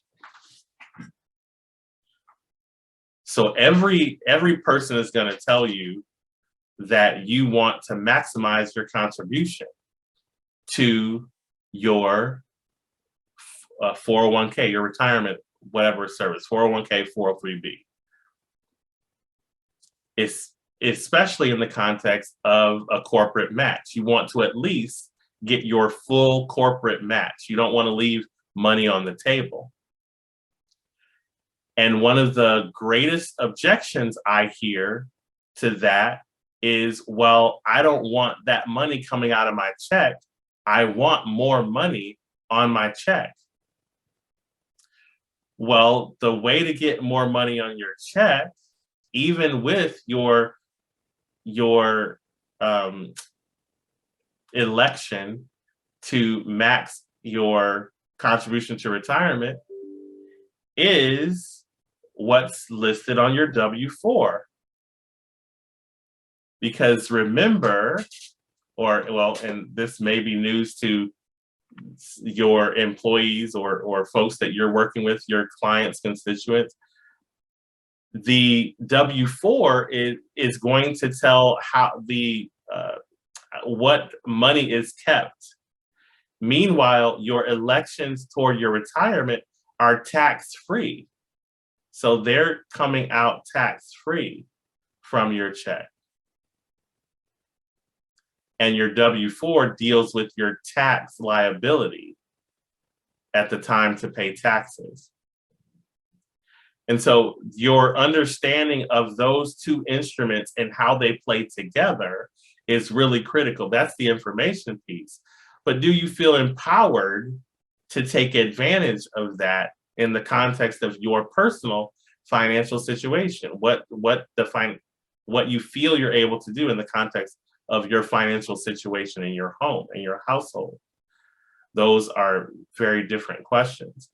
But nonetheless, those are the economic questions that the CCO recognizes are critical to health and well-being, especially in the context of economics, but also that plays into how happy they are in their jobs, potentially, how stressed they feel, how afraid they are of losing their job or not making ends meet. And so those become really important considerations. Then just to layer on another element that is critical in the context of the CCO, how do these constructs play within the culture of the community that either your hires are being drawn from or your customers are engaged from. So it's critical for the CCO to manage those and align those with corporate opportunities, because the corporate philanthropy is one of the most important pieces there. Maybe the corporation decides that they want to do some advocacy or some training around those constructs. A really good example is Discover Card, and there are other examples, but Discover Card has a really robust financial literacy training component. Did I say that right? Discover Card? So the credit card company, the financial institution, really believes and puts money and effort behind financial literacy. So there's a whole section of the website when you go to discovercard.com that will talk about financial literacy and opportunities for financial literacy and economic empowerment. Why? That's the question in the context of our presentation for CCO, because they recognize that provides sustainability of their consumer base. They are happy to collect fees, but they're much happier to provide those services in the context of cardholders who will be long-term customers. Because the longer the term customer you have, the more money you make. And some of you may recognize they're also leveraging opportunities by maintaining customers. If you've got more customers, it doesn't matter whether you're collecting fees from them or not. You're actually able to leverage the numbers you have in terms of your other financial operations, which is yet another discussion about financial policy that we're not going to get into.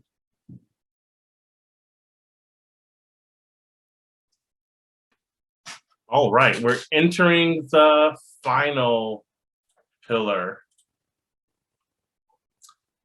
And this is our final set of pillars, global impact. And really to your point, Roberto, about kind of taking it to that next level, recognizing how the CCO straddles all these different environments and engages them with the opportunity to benefit both the company or whatever that constituency, that kind of organization where they sit, and also benefit the people that entity touches. So whether that's in terms of political and governmental, city, private sector, even universities, recognizing that they have that impact. And the pillars really center on these ideas generally: diplomacy, peace building, policy making, including kind of a global approach. I think what's really interesting to me about this is the fact that peace as a construct is integral to the pillars. So the idea that it's not just about money, as we talked about earlier, and conflict or litigation. I mean, it's not even phrased as conflict resolution. I think it really says something to be phrased as peace building, as opposed to the other terms that we could have used here. So these are in the context of global impact. So impact but also that word global that you saw from the previous slide, that's really an important piece that I didn't include in this slide, but that global impact, because we're looking at the impact beyond the corporation. So the CCO is seated in a certain place, but the impact even outside of that place is what we're talking about. And that can still, as we said throughout, it can still be ecological. So it's not just the organization and the community. It could be the organization and a local bodega. It could be a neighborhood. It can be a certain street corner. It could be a certain park. And the implications in those places are important. And here we get the kind of overarching impact on culture, of course. Language is critically important, and really that's a question of expression. And then we're talking about diversity again. And these are necessarily in the context of how we look at impact. So you want to ask yourself that question: what is the impact that I'm observing?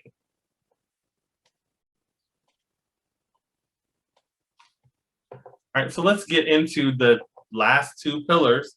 Diplomacy and peace building is our first one.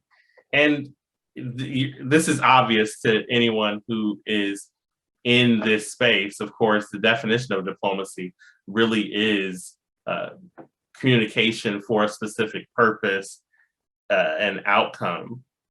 So this communication is not just about the sender-receiver piece.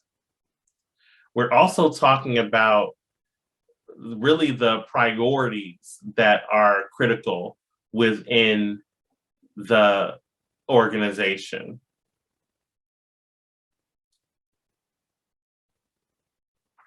And specifically what that means for us, especially from the CCO's point of view, is the priorities center around three things: champions,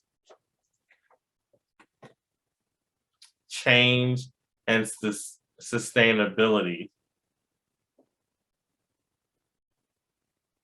And I have some notes here I stole, I think, from the book. Yeah. When we think about these, we're looking at the three, the communication, brokering, and stabilization, as resulting from the corporate citizenship and that management of culture that we've been talking about this whole time, that the CCO really works to improve. When we think about each of these, the reason that we care about these is because this is the foundation for growth of a consumer base. We already talked about Henry Ford and how he was so concerned about his employees being able to buy his cars. Well, that wasn't philanthropic necessarily. That was, hey, I need to have consumers. So I need to pay people, and then they'll buy my cars, and that will keep me in business. If you think about it, that means he was giving them money and then taking it back. But hey, it works. That's a cycle of economic flow, and it did work by and large. I mean, it was a boom. We really credit Henry Ford with the assembly line, but if you really look into his impact on education and the movement from an agricultural economic base into a manufacturing base, some of that work is fascinating. But so we can explain what we mean by those different pieces. like I said, in communication, it's champions, change, and sustainability. The champions piece, of course, are having people that are really good communicators that communicate within and external to the organization. We might call that person maybe a chief cultural officer, because that's exactly what we're training for here, those types of champions. The change process is really in how the CCO or whoever we co-opt as ambassadors for the CCO, they are really able to communicate effectively and get into certain environments to effect change. So for example, the CCO has a sphere of influence, but the true power of a CCO is to connect with other influencers so that they, even though they are not going into every environment, they're going into every corporate access of environment, but there are informal groups that they may not be invited to or even know about, though they would try to know about them. But the way that you address that is you connect with those influencers, and those influencers are easy to find within organizations. And then you share your message with them, get them on board. Sustainability is not just sustainability in terms of the corporate piece or economically, but here we're talking about sustainability of the message, being able to maintain a clear, concise, but also consistent message, even in the context of sharing it with these different influencers, for example. And an easy way that we do that is through signage or through corporate memos, those types of things. We've all played that game where we send a message or through a group of people. We start with one person, they're whispering it to the next person, and they whisper to the next person. And by the time it gets to the end, the message is lost. The original message is lost. Well, we're talking about sustaining that message across those whispers. That's an important task. In brokering, we're looking at the economic, civic, and climate impact as really integral to what we're looking at here. So what we want to do as a CCO is look at how we are redefining community by the interventions that we have. And so we're looking at that economically, civically, and then in terms of climate. So of course, economically, we're looking at how the community improves. There's so many good examples of organizations, corporations in particular, that have their corporate headquarters in a certain space and have done things to revitalize communities, like contributing to downtown. Our case study is a good example of that. Whirlpool and their work in their corporate headquarters of Benton Harbor, Michigan, and how those then create a certain impact in the community. We call that the civic impact, like speakers, donations of space, just providing credibility to proactive and progressive activities in the community. Another good example, just off the top of my head, is Sam's Club, which donates, you may or may not know, civic groups can get up to $1,500 each year from Sam's Club as a donation. And basically it just has to be a social good organization that gets their application in before October, or whatever the deadline that store manager has. And those benefits go into the community consistently. And then the idea of climate is looking at how the organization supports other ancillary pieces. The simple example economically was Henry Ford. He supported them economically, they bought his cars. But what about supporting school programs so that there's internships that come into your organization? What about supporting park programs and being a supporter or sponsor of green spaces, there are examples of, there's a building that the local university is building, and they need some opportunity, they need some money to finish a room. So now you've got a named room within the building, which helps the university complete that building, or it might be even the city.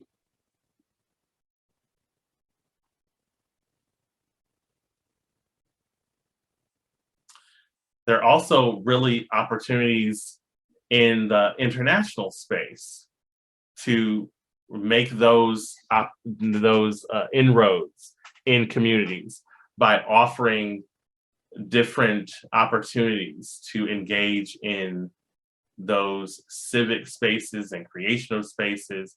One of the coolest things that we even benefited from Renaissance Evolution was the proclamation, which is something that both is a diplomatic kind of opportunity as well as a political opportunity that, again, like I said before, provides that credibility to the operations that are going on in your community and creates a lot of buzz, which can be really important as well.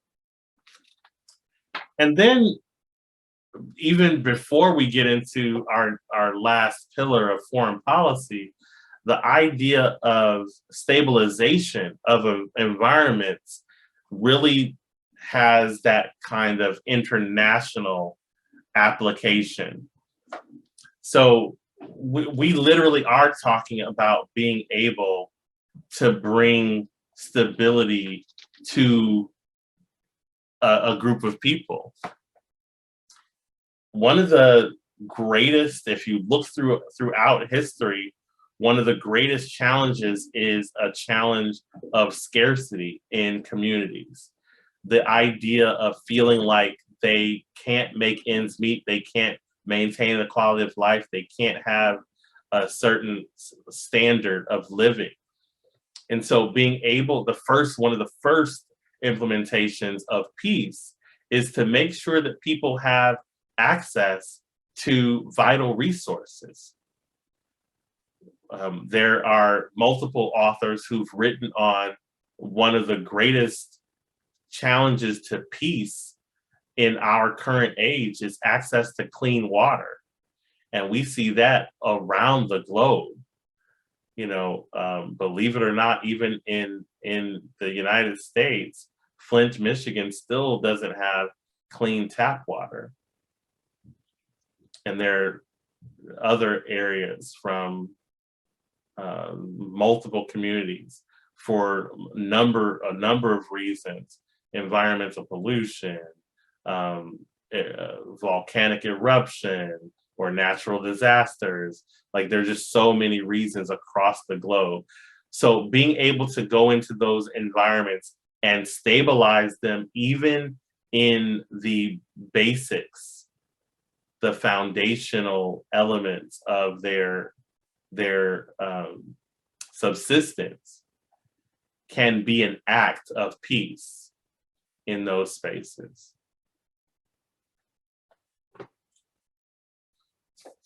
And that brings us to our last piece, our last pillar, which is foreign policy. And with this, what we're talking about is creating policies that address economic opportunity. They may promote business goals, and also, we just have this really important focus on ongoing education and training.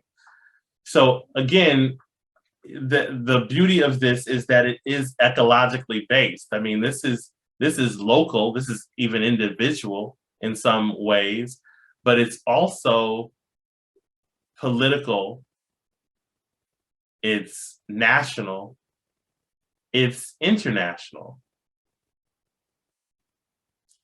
Because these ideas are across these multiple entities, including multinational corporations, because they're solid business processes. And the CCO, it may be seated within a corporation, but they're going to have impact and discussions in city halls and government organizations as well.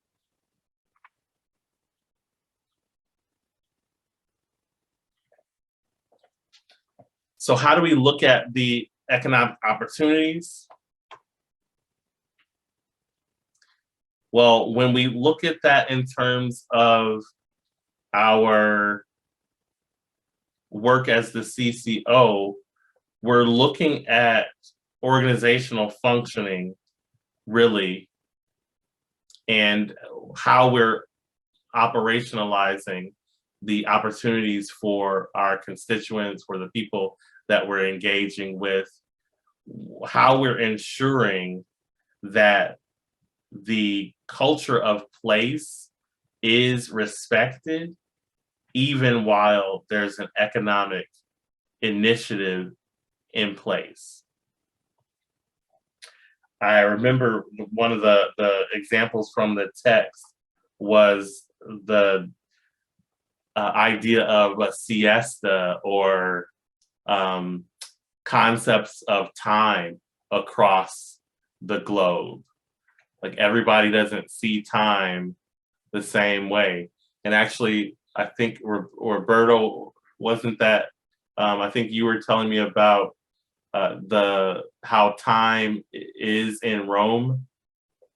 Was it Rome or all of Italy, where time is not as, what's the word, matter of fact, or it's, you know, being late is not a crime. Absolutely not. Right. And it's not only in Italy. Right. Also, United States now is a common, way to see the day. Yep.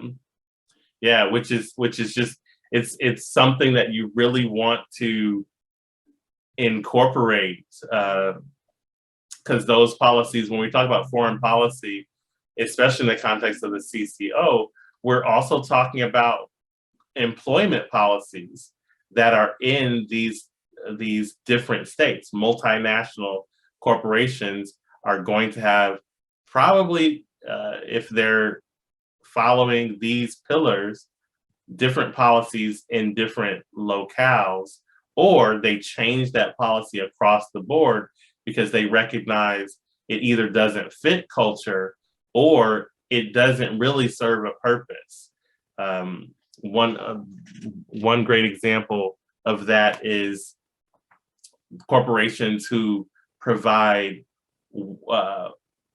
different and optional types of workspaces and gaming and play during business hours, because they recognize that it's not about how I tell you to do your job, i.e. the structure that we were talking about earlier, but it's about the bounds. I give you a deadline, I tell you what the deadline is and what the deliverables are. However you get there is your responsibility. And we're going to provide the environment that supports you getting to those goals. And that's a great explanation for the second piece, promoting those business goals. It's not just the outcomes alone. You can allow for creativity in the process. And what we're talking about is leveraging the reciprocity and goodwill that's in the community in the employee base, around the corner, even between other businesses. There may be synergies within those. All of those are going to be important to leverage and recognize. The CCO can manage those pieces and manage them effectively. And our last piece is in respect to this ongoing education and training. Of course, it's an important piece for the Renaissance Evolution Academy, but also in the context of organizations, refreshing, renewing the information, the knowledge base that's there, returning to culture, not just accepting, even with a cultural understanding, that the way that you understand culture, in year one is going to be the same way that it's expressed and you understand it in year 3 or year 5. So really making sure that you have hired well, that your cultural informants are keeping you up to date, and that you're engaging to make sure with metrics that you're meeting the needs of community consistently.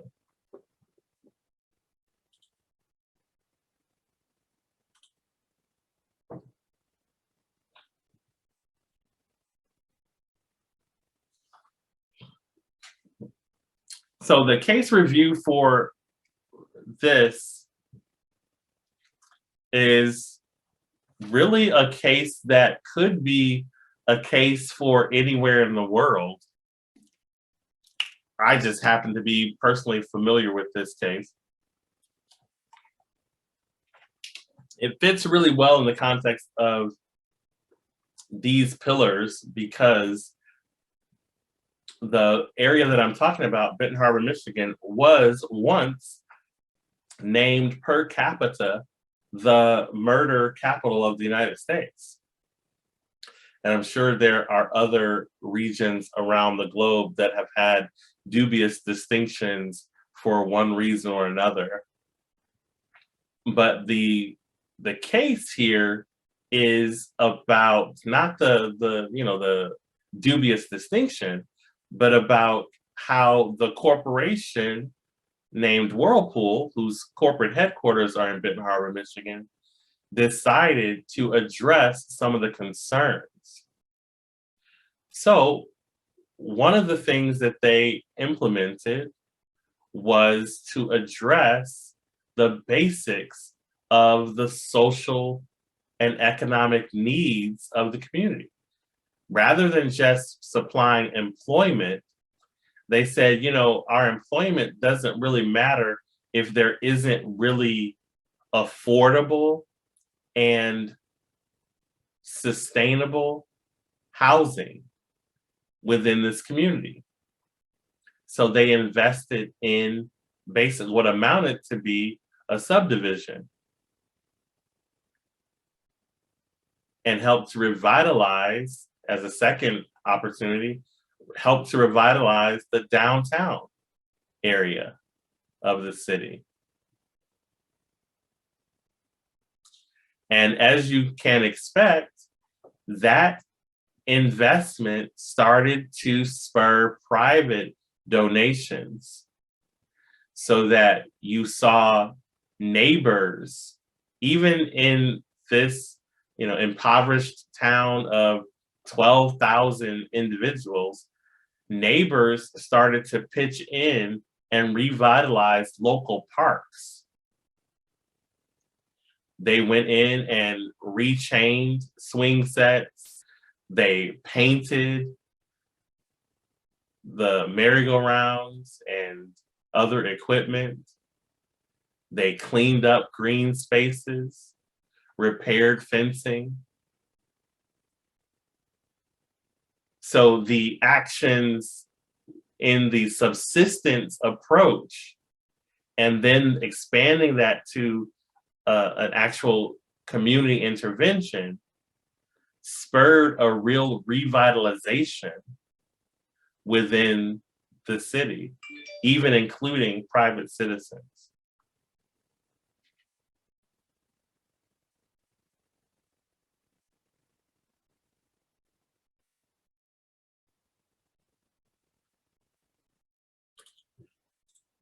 All right, let's hit this last area really quick in terms of the step 5. Now, you've seen, we can think of the CCO, Chief Cultural Officer, as 5 steps of competence and application. This last area, step 5, really takes a look at what we looked at in step 1. We looked at a report on alignment. Now we're going to start to build out a movement and mobilization from that experience based on the information that we found at the beginning. So creating this movement, there are 2 areas that we're covering here, and I didn't add another slide on that, but in creating the movement, there are some specific areas we're looking at. And so for the idea of creating a movement, we're looking at the opportunity for leadership to communicate their will and provide the opportunity to employees to engage in that civic interaction that we've been describing. So communicate the will, like it's a good thing, we want this to happen, we're gonna give you time to do this. And there's some great examples out there. National Day of Service is something that I'm familiar with here in the United States. There are other comparable experiences abroad where employers are structuring the work day or the work cycle to not only include holidays and time off for health and well-being types of things, but also to engage in service. So imagine the CCO providing trend data, context discussions, and that alignment of corporate vision, mission, and behaviors in a way that provides information to the leadership about how they could structure these opportunities. And then also in your evaluation structure, you've got the carrot and the stick for cultural innovation, because these types of things that include corporate philanthropy or service outside the agency are rewarded in your promotion opportunities. Mobilization has to do with, okay, we've got these champions, we've also maybe got some ambassadors. What we want to do is develop a new international business culture that will serve as the foundation for this kind of movement that promotes the kinds of corporate values and vision that we value, that we see as needed, that we've heard from constituents that they are concerned about, that they value. And I really see it as a matter of conscience. So now we're corporations with conscience. And of course, you're going to see it throughout the pillars, embracing reciprocity, transparency, responsibility, empathy, sustainability, and doing all of that while also positively impacting the bottom line for the corporation, or the electability for the public official, or the establishment and maintenance of peace for the diplomat.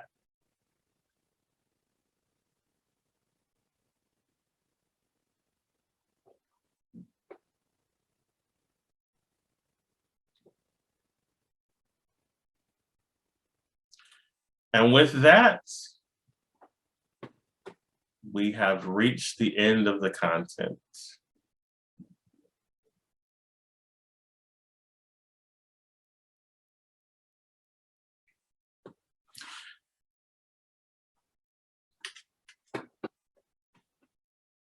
So just to recap, and actually I want to go back to that. And go back to the slide that shows this.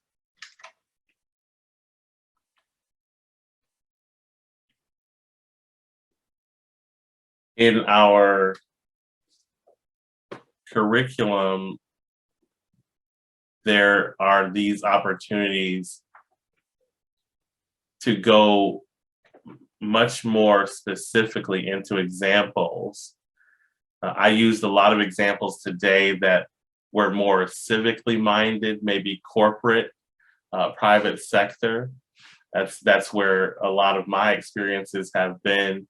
Our curriculum uses other examples, but also there's the opportunity to specifically build out the kind of case study structure for the different areas. So let's say if we were specifically going to a group of city leaders, then the examples, of course, would be around the things that they would face in their constituency. As well, it would make sense to even have access to their review, their cultural review, so that there's an opportunity to engage with what they're seeing as their mission, vision, and how those align with their practices within their organization. And that could even create a even more engaged, even more engaged kind of opportunity.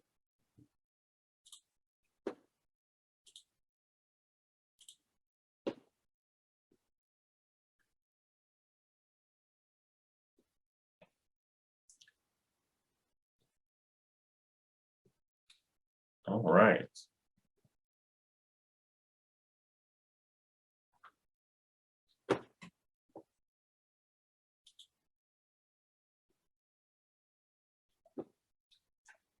All right, Roberto, any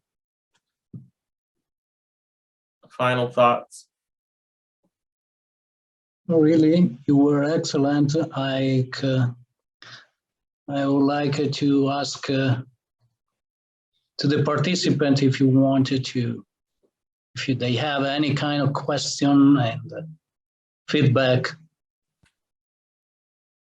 Oh, and while we're preparing that, was Alberto going to do the photo at the end? Really, we can do the picture.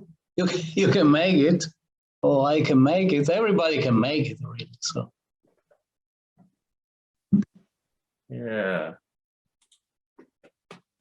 So while you're thinking about questions, let us, if you would be so kind, open your cameras, please, for our photo op.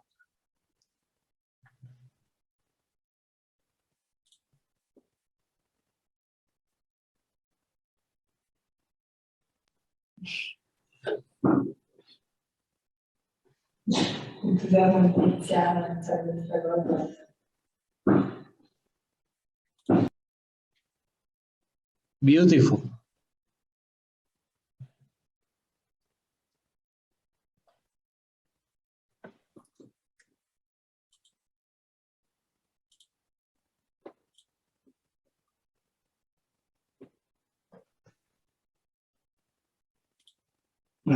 All right, say cheese.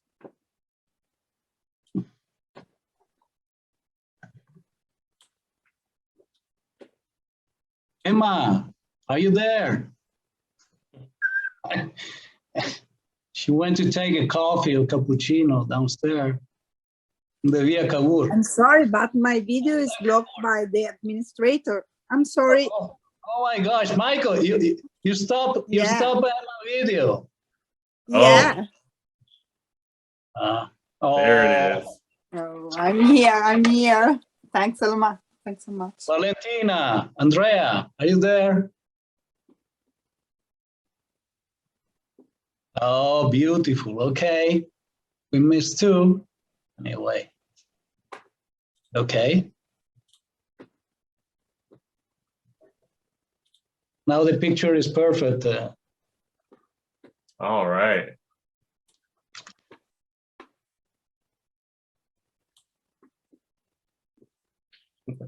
Okay. All right. Here we are. 1, 2. Here's your pose.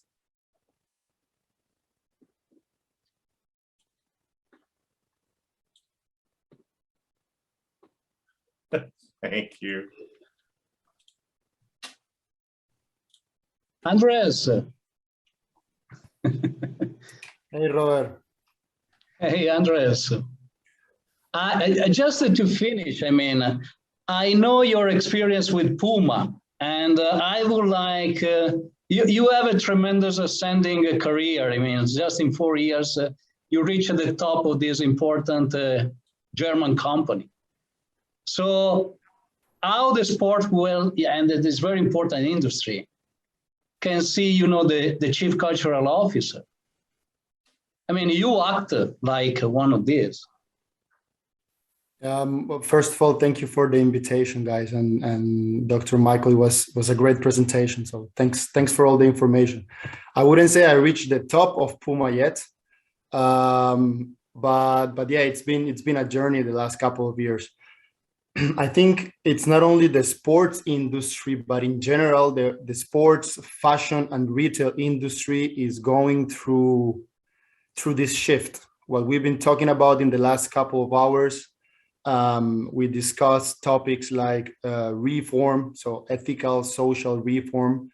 We discussed topics like sustainability, corporate ethics, and all of these are interlinked into what a company is aiming for. You, Michael, you talk about the vision and the mission of a company. Right now, in our industry, this is all in sync. So it's a synergy between ethics, between social responsibility, between the company mission and vision, and it all goes into the same direction. So the trend is going into what we've been talking about. So ethics, culture, they all play a key role in the bottom line nowadays. So our consumers, at least when it comes to Puma, are very much engaged not only with the brand or our products, but also with what we represent within the industry. So we are a company that's sustainable. We are a company that supports social causes, that support different countries in times of war, for example. We talked about Ukraine and the whole situation in Europe. As an organization, as a private organization, Puma is supporting not only its own employees, but also other Ukrainians. So we moved people from Ukraine to Germany. We gave them jobs, we gave them housing. And all of this interaction, of course, comes in a context of humanitarian support, of course, but also a brand image that you put out there, because our consumers do not only care about our products, but also what the company stands for. And I see the role of the chief cultural officer as a key part of this direction, right? When you are in times as connected as we are, the image that you put out there as a corporation is just as important as the quality of your products. And I think this image can be molded by the environment, and the analysis of that environment is what I see the chief cultural officer should aim for, to do that analysis, to provide senior management a detailed guide of what his environment is, so that senior management in such corporation can then make smart decisions Again, not only about the product, but also about internally what the company stands for and what are the core values of its employees. Because at the end of the day, that is what's going to be defined as the company culture. And then that is what the company will express to the public. And that's how they will act. So yes, just to go back to your question, the role of the chief cultural officer within the private sector, I think it's not only crucial, but actually necessary nowadays. Thank you very much, Antonio. Thank you very much, everybody, and please join. Thank you very much to join us, and keep posted, and see you very soon. I mean, I can upload, this beautiful video. And anyway, I know that your time is important, so please keep the time to check little pieces of this nice webinar. Thank you very much. Thank you, Roberto.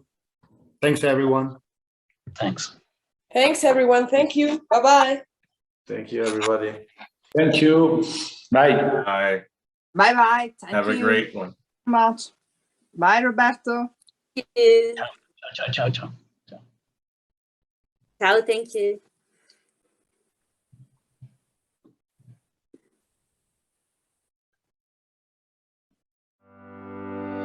Evolution. Understanding the art of human connectivity. Relationship building. The epicenter of opportunity. Renaissance Evolution offers the insights, perspective, and new formula for the sustainable collective growth of global markets. Through its understanding of the intricacies of human interaction, foresight into future trends, and network of global influencers. The Renaissance Evolution Academy presents a new executive curriculum and C-suite position. The Chief Cultural Officer. It's all about connecting. The culture of knowing what's next. Disrupting one another. Bringing people together to help each other. Seeing the impossible as possible. Creating greatness together. The Chief Cultural Officer, shaping the evolution of the global economy.